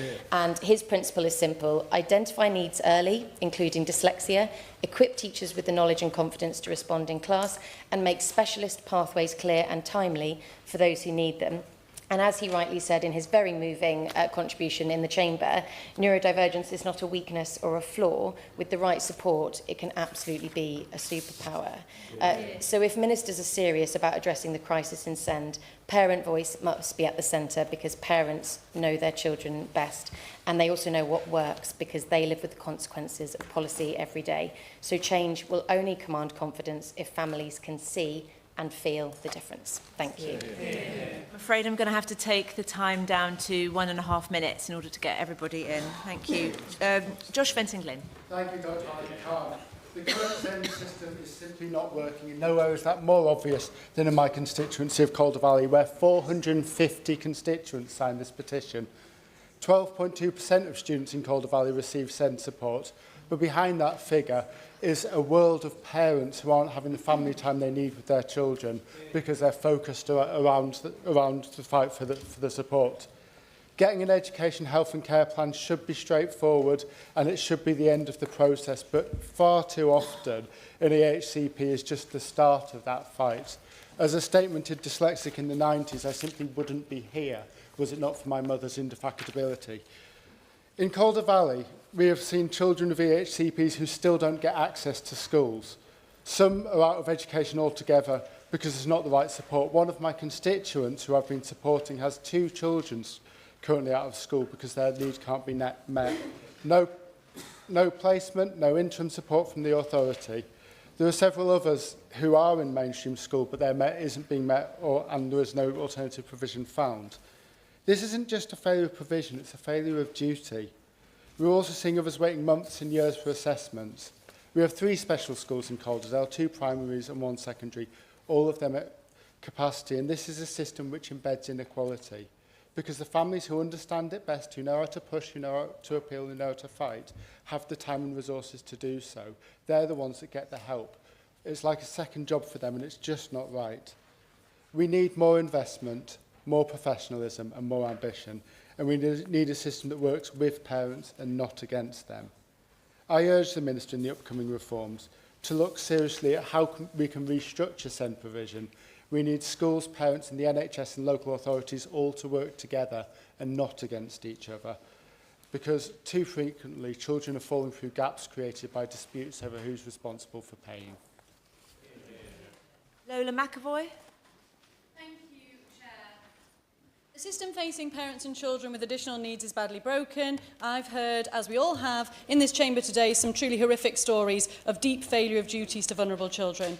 Many of my colleagues have covered the same points, so I'll use my very limited time to outline the reforms wanted from parents at my Darlington SEND surgeries, which I support. Number one, educate all school staff to improve understanding of children's needs by everyone who supports them.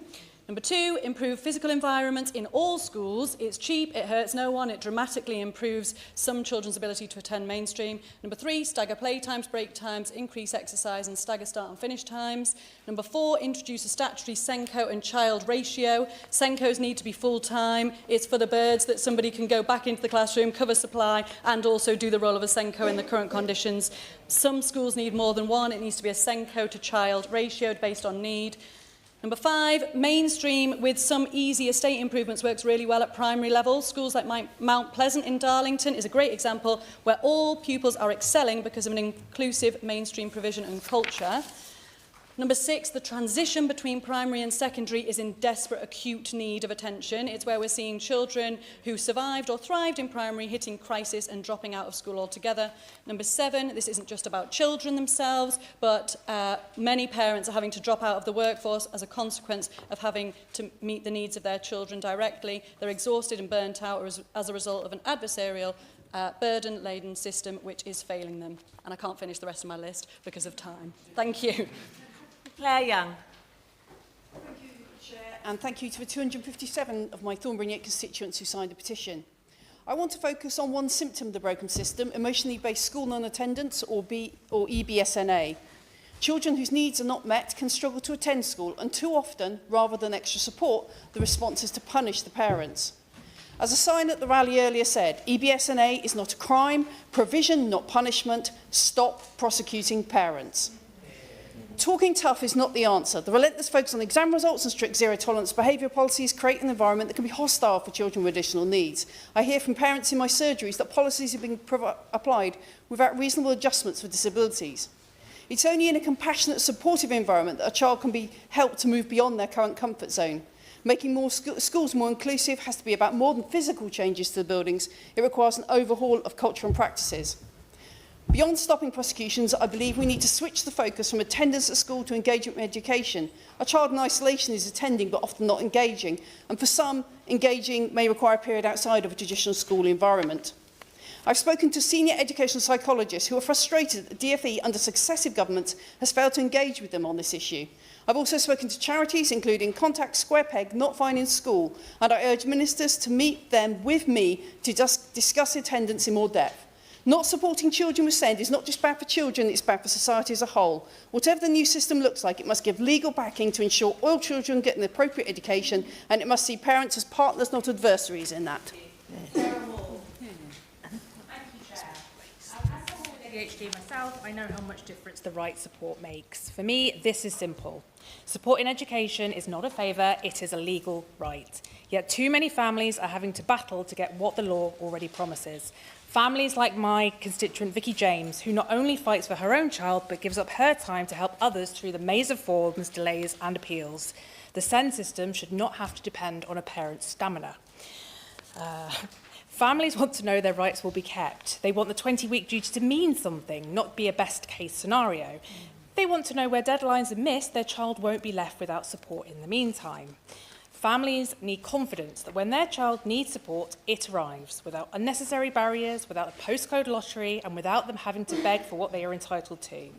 Families are not asking for the world, they're asking for the basics, that the law is upheld and support arrives when it is needed. Our job is to make sure children with SEND and their families are at the heart of any reforms, shaping change through their lived experience, because every child deserves the right support at the right time to reach their full potential and thrive in the classroom.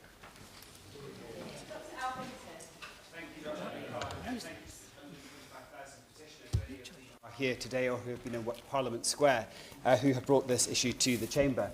In a recent survey, more than 70% of respondents described SEND services in Surrey as poor or very poor. Then our former chair of the Children Wellbeing Select Committee has stated that the current system should be broken up, arguing that it's too large to effectively meet the needs of the families it is meant to support. She criticised the lack of accountability to elected councillors and described the service as cold and an uncaring bureaucracy, more focused on preserving its own structure than on prioritising the well-being of children. Perhaps it's little surprise then that the senior leaders at Surrey County Council in a meeting with MPs late last year claimed that Surrey does not have a SEND issue at all. What it has are parents who are too articulate. How many more lives need to be put at risk by Surrey County Council by that kind of gaslighting and parent blaming? Turning to an issue raised, it's not that short, Clive, turning to an issue raised earlier by the Honourable Member for Farnham and Borden, the funding of specialist free schools, 3 of which are in Surrey and 1 of which is supposed to be in my constituency, Lakeside School. Sorry, forgive me. I didn't realise the time. Thank you. Thank you. Vicky Slade. This is destroying the life chances of children, not only those with additional needs, but also their classmates whose education also suffers as teachers struggle to cope with unmanageable range of needs. Families have failed, unable to work or enjoy family time as negotiating SEND consumes all of their energies.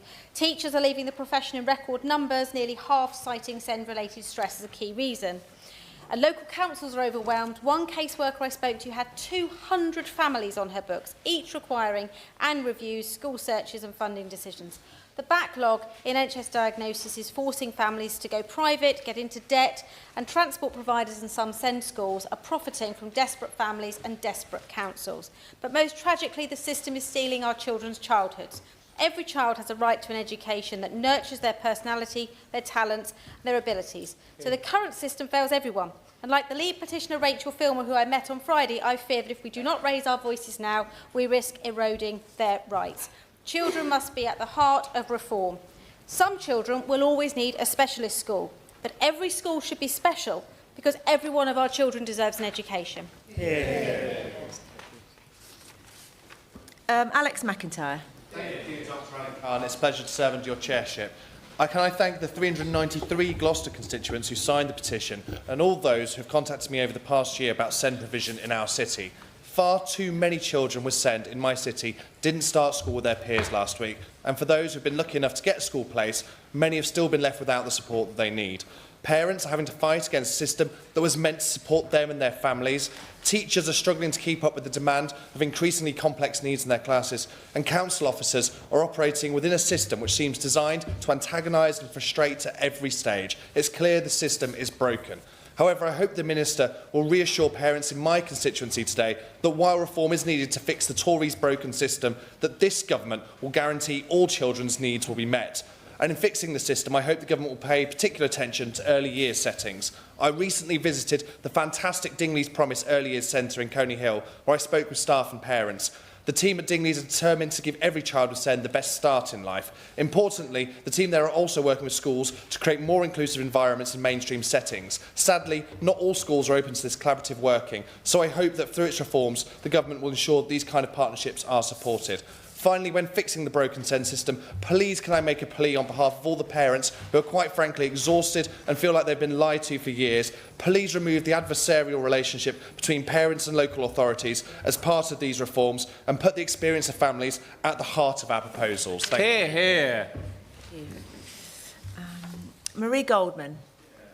Thank you, Dr. Dr. Alan Khan. I'd like to thank the families who were at the rally outside Parliament today for their continuous fight, which has been a battle which has been going on for many, many years, and it was wonderful to see so many of them keeping up the fight and making sure that MPs are hearing their stories, and that's why we've seen so many in this room today. I could tell you about the stories that they told me just today about one parent who's been waiting 91 weeks to get her EHCP, another parent who told me about the rigid attendance rules which punish children who are unable to attend school because of their special educational needs, and I could tell you about the grandmother who was in tears because she was worried that she wouldn't be able to get the support that her granddaughter needed. But most of all, they told me about the worry of the EHCP rug being pulled from underneath them with nothing else left to catch them.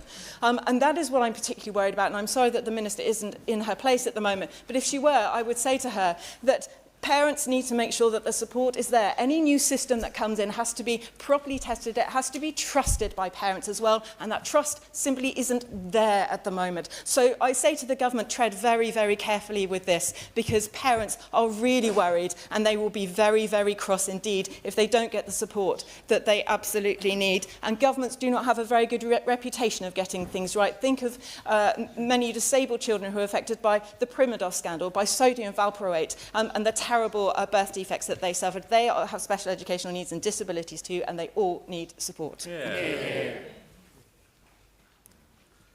Alex Ballinger. Thank you, Dr.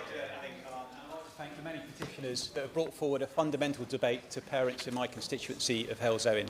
I've been speaking to many of them, and the message I'm receiving is clear. The system is not working, and there were three major themes that they wanted to raise with me. The first, getting support with children with special needs is too much of a fight. Time and again in Hellsowen, EHCP processes have breached the 20-week timeline. In many cases, parents are waiting for over a year to get support. Also, the waiting lists of CAMs are much too high. So many families have told me that they must wait years and meet ridiculous thresholds in order to receive support. And I hear from teachers and parents that capacity in mainstream schools is stretched to the limit. They know what children need but are unable to deliver within a complex and under-resourced system. This is best described in their own words. One parent said to me, "I cannot underestimate the battle that parents have with the system and local authorities. To get an assessment, to get an EHCP that is meaningful and lawful, to get suitable education provision, and to get healthcare and social care support. The constant fight is exhausting. The only conclusion must be a need to look at fundamental reform of the system. It's not working for parents, it's not working for teachers, and it's not working for the children themselves.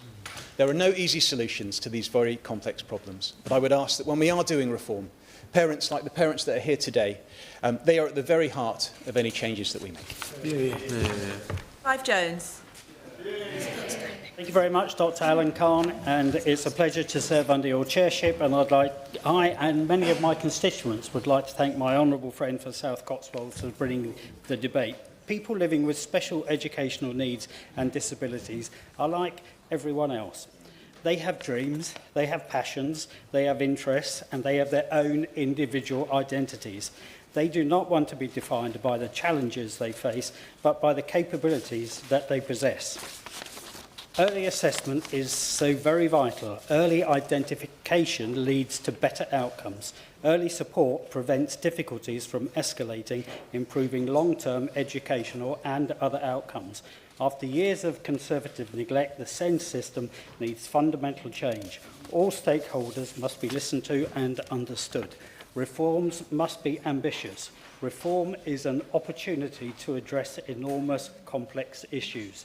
In my constituency, Wokingham, the number of children with EHCPs has grown by nearly 100% between 2019 and 2025.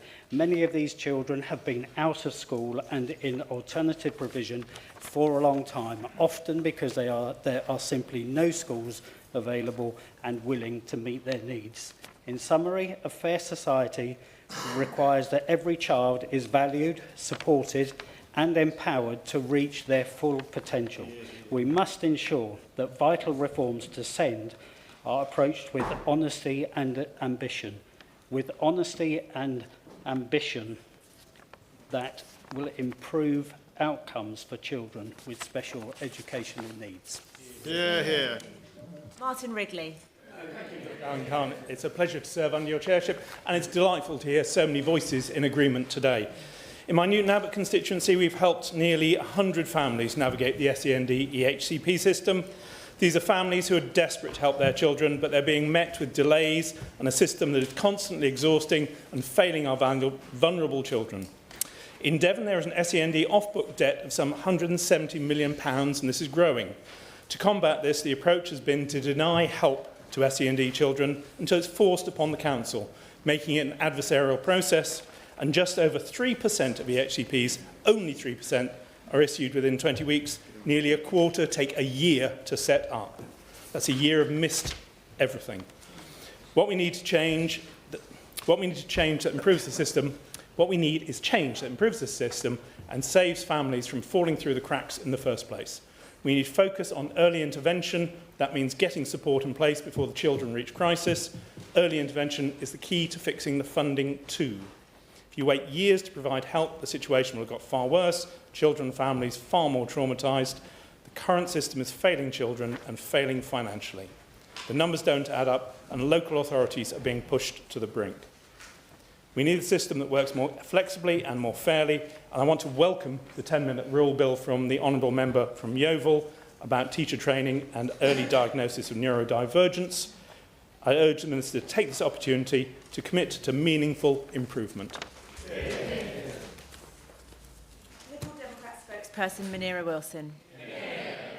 Thank you very much, Dr. Alan Khan. It's a pleasure to serve under your chairmanship today. Can I thank the Petitions Committee for granting this important debate and my honourable friend, the member for South Cotswolds, for opening the debate with such a powerful speech. And I'd like to welcome the new Minister to her place too. I look forward to working with her. As I think she's heard today, she has her work cut out. I'd like to start by paying tribute to the now over 125,000 people, including 323 in my own constituency of Twickenham, who have signed this petition and brought this important debate to the House today. And I'd also like to pay tribute to the numerous campaign groups and charities who have been championing this cause. And I'd also like to thank the many thousands of teachers and support staff up and down the country who are trying their very best to make our broken SEND system work in the best interests of our children. Many of those who signed the petition will be parents, carers, family members of children with special educational needs or disabilities who are deeply worried about the proposals that have been reported in the media over recent months. These are not families who are gaming the system, hijacking the system, as I think some reform members have suggested, or taking the system for a ride. They are simply parents and carers who are juggling, advocating and caring for their children, but they are also being subjected to a drip feed of rumours in the press about their children's future and how their rights might be reduced. MPs on all sides of this House know only too well from their inbox and their mailbag, as we've heard so clearly and powerfully today, the many painful stories from their constituents about how they've had to fight for their child or children to get the support they need to learn and thrive. Some, sadly, have struggled for so long they've had no choice but to remove their child from school. These are not decisions that parents or carers make lightly.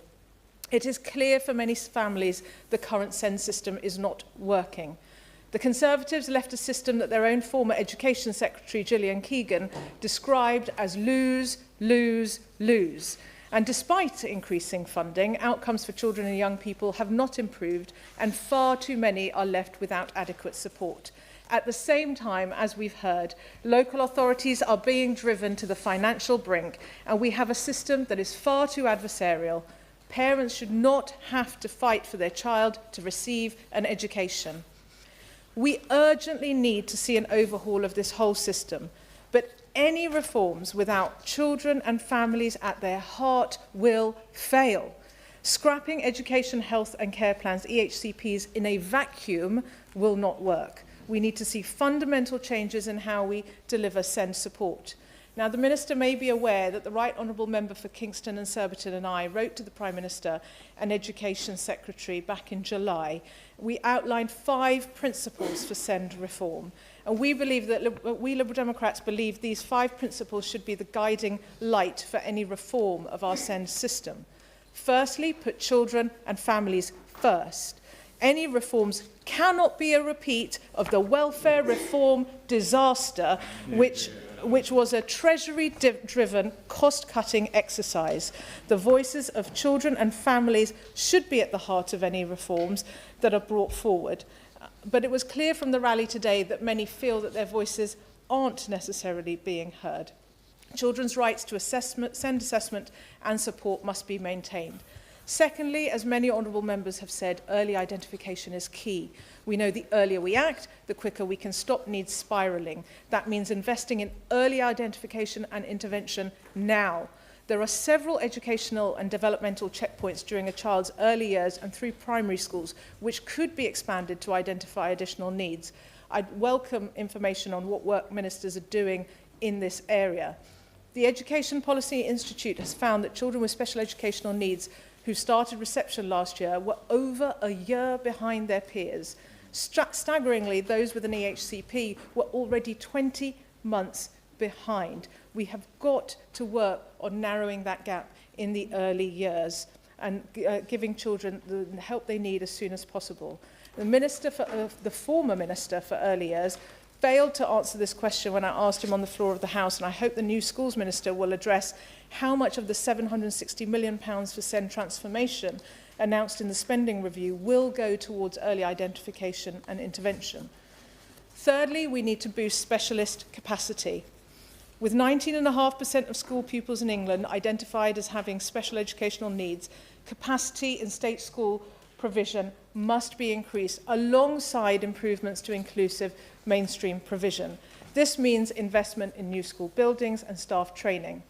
The Liberal Democrats are urging the government to rapidly proceed with the opening of the 67 special free schools stuck in the pipeline, and I welcome measures in the Children's Wellbeing and Schools Bill, which will allow local authorities to open special schools. We know that applications were repeatedly blocked by the previous Conservative government, despite the desperate need for our state special schools, which are bursting at the seams.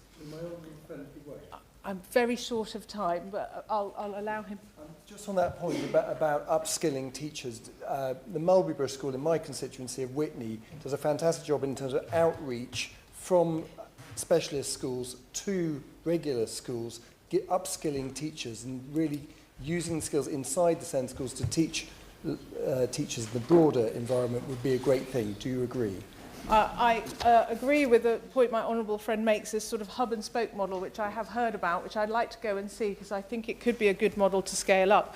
I also implore ministers to look at the bureaucratic hurdles that local authorities face in putting specialist units in mainstream schools. I think it was the honourable member for Hackney who mentioned that in London and other areas we've got falling school rolls. There is space opening up in our school estate to put specialist units. My own local authority has just managed to do that as of last week in Nelson School, which is a primary school, but it's now got a specialist unit for secondary pupils with the SEMH. That could provide a rapid expansion of specialist provision for children to be educated closer to home and among their friends and peers. Fourthly, we need support for local government.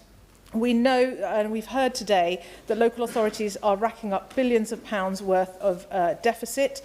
Some of these costs are being driven by eye-watering fees being charged by private equity-run special schools, some which are making upwards of 20% profit margin, which is just wrong and immoral and is bleeding our councils dry. They are also spending £2.26 billion on SEND transport. Now, in the Children's Wellbeing in Schools Bill, the government has proposed a potential profit cap on private social care providers. I was disappointed that every Labour MP voted down Liberal Democrat amendments earlier this year to cap the profits of private special schools. I hope with a new minister in her place that they will think again and their stance on this particular amendment as the bill is in the other place. Liberal Democrats are also calling for a new national SEND body to oversee and fund some of the most complex cases where needs exceed a particular cost, to put an end to the postcode lottery support so no child is left waiting and no council left with unmanageable costs. Finally, we need a fair funding arrangement. We need to get rid of the perverse incentives that are enshrined in the £6,000 notional budget that schools are given for SEND support, and the performance and accountability regime should also not penalise schools for accepting SEND pupils. Mainstream inclusion is vital, but it's not a silver bullet. For inclusion to work, it must be properly resourced. Teachers need training, classrooms need resources, schools need capacity to meet needs, and yet we know budgets are already stretched to the max. I hear in my own constituency that teaching assistants are among the first to go, yet they are the ones who are supporting the children with special needs. Reform must be rooted in improving children's lives, not simply managing down costs or limiting access to support. And we've heard today some of the local authority funding reforms is going to penalise local authorities like my own in particular, but across London and other parts of the country significantly. Dr. Alan Khan, in conclusion, it is abundantly clear that the SEND system in its current form is too slow, too inconsistent, too adversarial. We need and want a system where children get the right support at the right time, regardless of where they live. Change is urgently needed for families across the country. They cannot afford to wait. I sincerely hope that the reshuffle will not cause further delays to the White Paper, and we Liberal Democrats have constructively offered to work with ministers on getting this right with our 5 principles for reform. The government can't afford to sleepwalk into another Treasury-led disaster. They have to get this right, because every child, no matter their background, no matter their needs, deserves every opportunity to thrive. Thank you. Shadow Minister Saqib Bhatti. Thank you, Madam Chair. It's a pleasure to serve under your chairmanship, Dr. Alan Khan, and a privilege to take part in this excellent and well thought out debate on the assessment and support for children with SEND. And I want to thank the member for South Cotswolds for opening the important debate and for her opening remarks. And I also want to welcome the Minister to her place, and I look forward to working constructively with her to improve educational outcomes across the country for all children. I particularly want to pay tribute to over the 125,000 petitioners who signed the petition, and all the almost 200 people in Meriden and Solihull East who also signed the petition. Dr. Alan Khan, as you and every other member in this House is no doubt aware, providing for children with special educational needs is one of the most complex issues facing the country today, and all of our inboxes are inundated with SEND issues from parents needing our support. Indeed, in my own constituency, I want to pay tribute to the parents and all the children who get in touch with me, especially those from Solihull Parent Carer Voice and North Solihull Additional Needs Support Group. Hearing their stories, I know firsthand their anguish, their pain, their anxieties. And look, the SEND system has been struggling under its own weight. It is no secret. We've heard that today over and over again. It would be insincere of me to stand here today and not acknowledge that. And frankly, it'd be disrespectful to the parents that I work with on a daily basis to say otherwise. But I say, in that same spirit of sincerity, I say to all the parties present that this debate will only succeed. We will only achieve better improvement to the system if we all work together and we put parents and children first. Yeah. And to the parties not present here, namely Reform, I think to say that parents have hijacked the system is grossly offensive, and they should apologise. The Conservatives will work constructively, putting children and parents first, but we will also not allow anyone to play politics either. Personally, I lobbied repeatedly the last government for further funding for SEND, and in March 2024, £2.6 billion was allocated to help with SEND school places, and I'm pleased that my own borough, Solihull Borough, received £3 million to support the system. However, with an above-average rate of diagnosis for SEND children, I can attest that much more is needed. The fact of the matter is that the burdens on the system are huge. A growing number of children are now in need of additional support to manage their needs, with a 10.8% increase in the number of children with an Education, Health and Care Plan, or EHCP, as has been often referred to in the last year alone. Many children with SEND rely on the tailored support that an EHCP can provide, setting out binding legal commitments to meet a child's individual needs.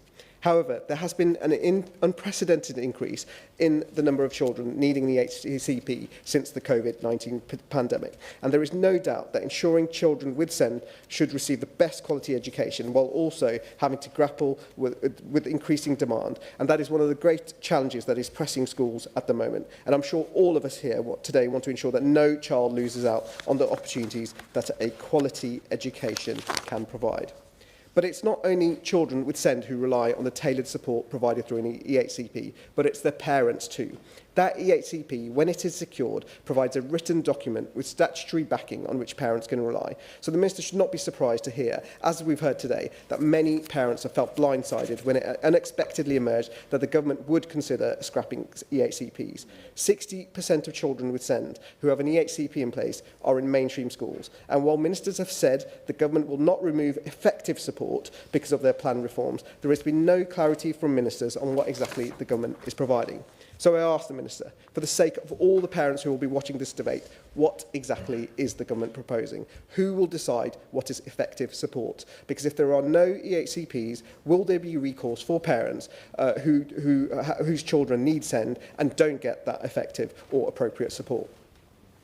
Ministers have repeatedly refused to rule out taking away EHCPs from kids with special needs in mainstream schools, and yet at the same time they are announcing plans to place more children with SEND away from special schools into mainstream schools. So I ask the Minister, how will this work? Does the Minister acknowledge that the government's dithering and delay and confused messaging is hurting parents and it's causing them distress and anxiety? I ask the Minister, don't those parents deserve certainty and clarity? EHCPs must not be taken away from those children with SEND who already have them. Our position is very clear. Despite being repeatedly questioned by my opposition colleagues on whether any parent or child will have the right to support reduced, replaced or removed because of the government's planned changes, ministers have failed to provide any concrete guarantees that this will not be the case.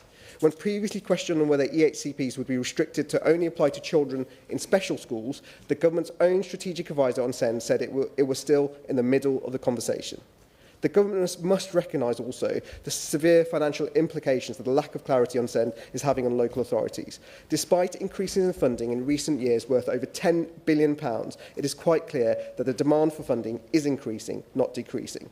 EHCPs are also incredibly valuable documents, but they are also very difficult to get. And I acknowledge that there was more to be done on this by the end of the last government, but surely the answer isn't removing them. As with many of the parents I work with, 98% of the cases that go to a tribunal, the tribunal finds in favour of the family. What thoughts and what thinking has the Minister got in improving that decision-making progress to stop parents needing to go to tribunal in the first place? I will happily work with her on the outcomes on this. Can the Minister confirm that they are aware of the severe pressures on local authorities and provide any clarity on what the government are going to do to ensure local authorities remain solvent and not forced into Section 114 notices? Only last week, the Children's Commissioner published her school census and made a number of recommendations to reform the assessments and support for children with SEND, including restricting EHCPs to only those pupils with the most severe needs and creating several different tiers of support for children with SEND. Can the Minister confirm whether or not that this is also the position of the government? Getting this right is of paramount importance. We can see that across the chamber. So has the government got any information of the number of people who are in SEND that will also go on to then be the nearly 1 million young people not in education, employment or training? Has the government got any information on the number of young people that transition from SEND to claiming PIP, for example? Those with the most severe needs must get support from the government, but it's also vital that there are clear pathways for people with SEND to get into work and for all the benefits that come with it. A routine, new friendships and opportunities and a sense of accomplishment that you can get from a hard day's work. Has the Minister or her Secretary of State or her predecessor met with the new or former DWP Secretary of State to discuss this? I recently met with some of the parents, campaigners and lawyers who also took the government to the High Court over the impact of the Education Secretary's decision to impose VAT on independent schools, which included SEND. The Education Secretary's disastrous education tax could impact 90,000 pupils with SEND in independent schools who don't have an EHCP. Specialist state schools could be overwhelmed if these students are forced to relocate to the state sector because parents are being taxed out of education. These calls have been echoed by the head of a specialist dyslexia school in Reigate. Michelle Catterson from the Moon School said that the Labour's disastrous policies could disproportionately impact the state sector. I asked the Minister to share with the House what is the impact on the state sector from children with special educational needs being forced out of the private sector by this government. SEND provision is also being threatened by the government's decision to tax nurseries and other early years providers out of business, and we know that the Chancellor is scrambling to find savings. Can the Minister confirm that no parent or children will have their right to support reduced, replaced or removed because of the Chancellor's need to make the books balance?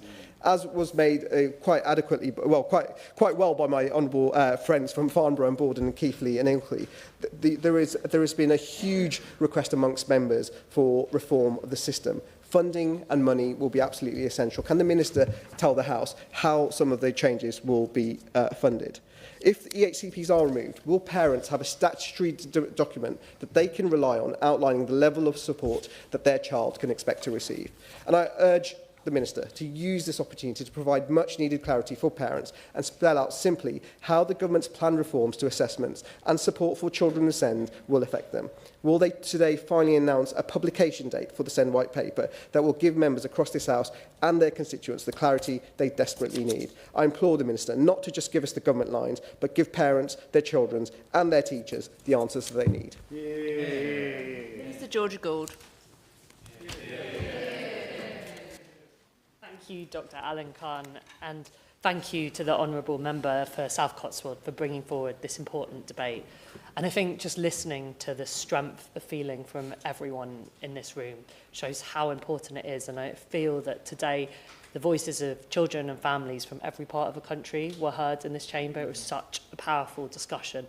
And partly because so much work has gone on to hear from voices around the country, to set up listening exercises in constituencies. And I know the Honourable Member from Dartford said that there was a report coming to the Secretary of State, and many have written in, but I would like to take the time to meet with those who spent so much time with their constituents and hear directly from you, because I know that 1 minute, 2 minutes is not enough time to get across the kind of depth of these issues and the depth of concern. I am very much looking forward to the Education Select Committee report. The Chair spoke powerfully about coming out this week, and I hope we can spend time together. I know it's been deeply researched to hear your findings, or the Honourable Member's findings. And I'd like to thank the parents who've sat through the debate at the back for bringing their voices into this room. And I know how hard it is for many parents of children with special educational needs to travel. So the over 125,000 parents who signed this petition, even if they're not in this room today, their voices have very much been heard. And I'm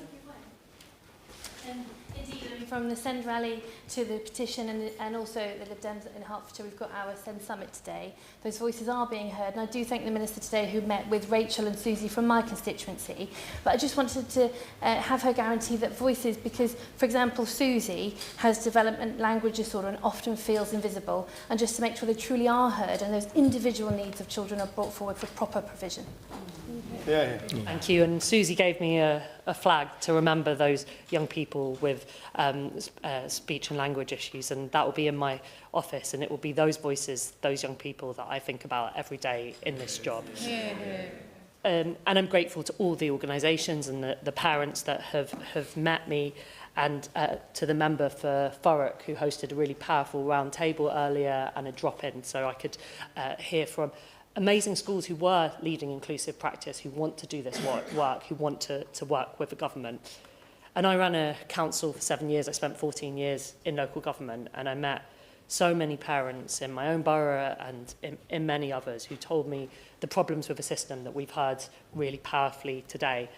Parents who could see issues were starting early, but they weren't listened to. They had to fight for support. Parents who found that there was no support available until there was a diagnosis, and we heard so many stories of those months, sometimes years, that parents and young people had to wait. Parents who found that not just education, but wider services weren't set up for their children, whether that's playgrounds or youth services, or were living in very overcrowded housing and finding it so difficult to manage their children's needs. And parents who couldn't find local schools that could meet their children's needs, and parents who, and we heard examples of this today, who have had to give up work to be able to support their children. And I've met children who don't feel comfortable going to school because of the experiences they had. I met a young girl earlier who was talking to me about some of the trauma she found from having to go to school that wasn't set up to meet their needs. And I've also, I'm going to make way, because I know we don't have much time and there were so many different comments. But some of the other stories I've heard is from young people who found when they were applying for college that that their EHC plans hadn't been updated since they were very young, and they were finding that colleges said that they couldn't meet need. And I think some of the hardest stories that we've heard today and that people have given me is where they've had to fight every single year, and their child is now maybe 18, and they can see all the missed opportunities, and they feel so deeply let down. And children who've lost confidence in the support that's available. And too many parents feel they have to arm up for battle when interacting with a system, who don't want to resort to tribunal, but feel that that is the only way sometimes they get support. And the Honourable Member for Mansfield said that parents are exhausted, and that's what parents so often say, that they're exhausted by having to fight. And so many parents actually say, and it's heartbreaking, that they feel broken by the system. And so I wholeheartedly agree with the Honourable Member from Walthamstow who criticised the comments made by Reform leadership that attacks parents who are just fighting for their children to get the support they need. Because I know parents will never give up because they want to support their children. So I don't think we can start this discussion without acknowledging how many children and families have been badly let down by the system. But so many people interacting in the system are also struggling. Teachers who don't feel like they have the right training or support to meet need in the classroom. We've also heard that from so many. Schools who want more specialist support for their children, speech and language, but don't have access to it. And local authorities who didn't get the investment they needed to build a local offer, so were paying for expensive private provision far away from communities. I'll give way. I thank the Honourable Lady for outlining many of the problems in the system. She's now had 6 out of her 10 minutes, and she hasn't told us what the government is going to do. Could I press her to actually tell us what the government is actually going to do? Well, I think it's just very important that we hear from parents. And when I spoke to them yesterday, one of the things they said to me was that it's critical to hear from ministers, from the government, that we understand the challenges that they face before we've moved forward. But there is also some amazing practice going on, and we also heard that today. Schools that are supporting children and young people, teaching assistants who are investing in that support, and a wonderful example from Colne Valley about neurodiversity training that's been put in place. I'm going to make way. And I visited a school this morning that is doing amazing work to provide support within the classroom and to provide mainstream provision for children and young people. And so the children that I meet have big dreams and they deserve the chance to thrive. And the Secretary of State for Education has made it absolutely clear that under this government, no child will be left behind. And we will reform the system so children with special educational needs are at the heart of the education system. And there will always be a legal right to additional support for children and young people with special educational needs. And as I approach this new role, there are a number of principles that are guiding me. Firstly, that the voices of children, young people and their families, of teachers and those supporting them have to be at the forefront of reform. I'll make way because we don't have much time. And over the last year, the Secretary of State and my predecessor has spent a huge amount of time with families to make sure that their voices are heard. That secondly, children should get support when they need it as early as possible. Yeah. So on that 10-second point, with my 10-minute rule bill, I've given you good ideas to take forward. Will you look at including these in the white paper? Yeah. I sat in in the honourable member's 10-minute rule bill, and I heard the honourable member speak so powerfully about their personal journey, and I think that this chamber, this house, is a better place because you're in it. I think the points that the honourable member have raised about investing in teacher training across the board are critically important and have to be part of the future. Secondly, children, the second principle I wanted to set out that I think we've heard from almost every speaker is that children need to get support when the issues first appear, that early intervention has to be the basis of reform. Yeah. That thirdly, that children with special educational needs shouldn't have to go miles away from their families and communities to get the right support. We need to invest in support within our communities.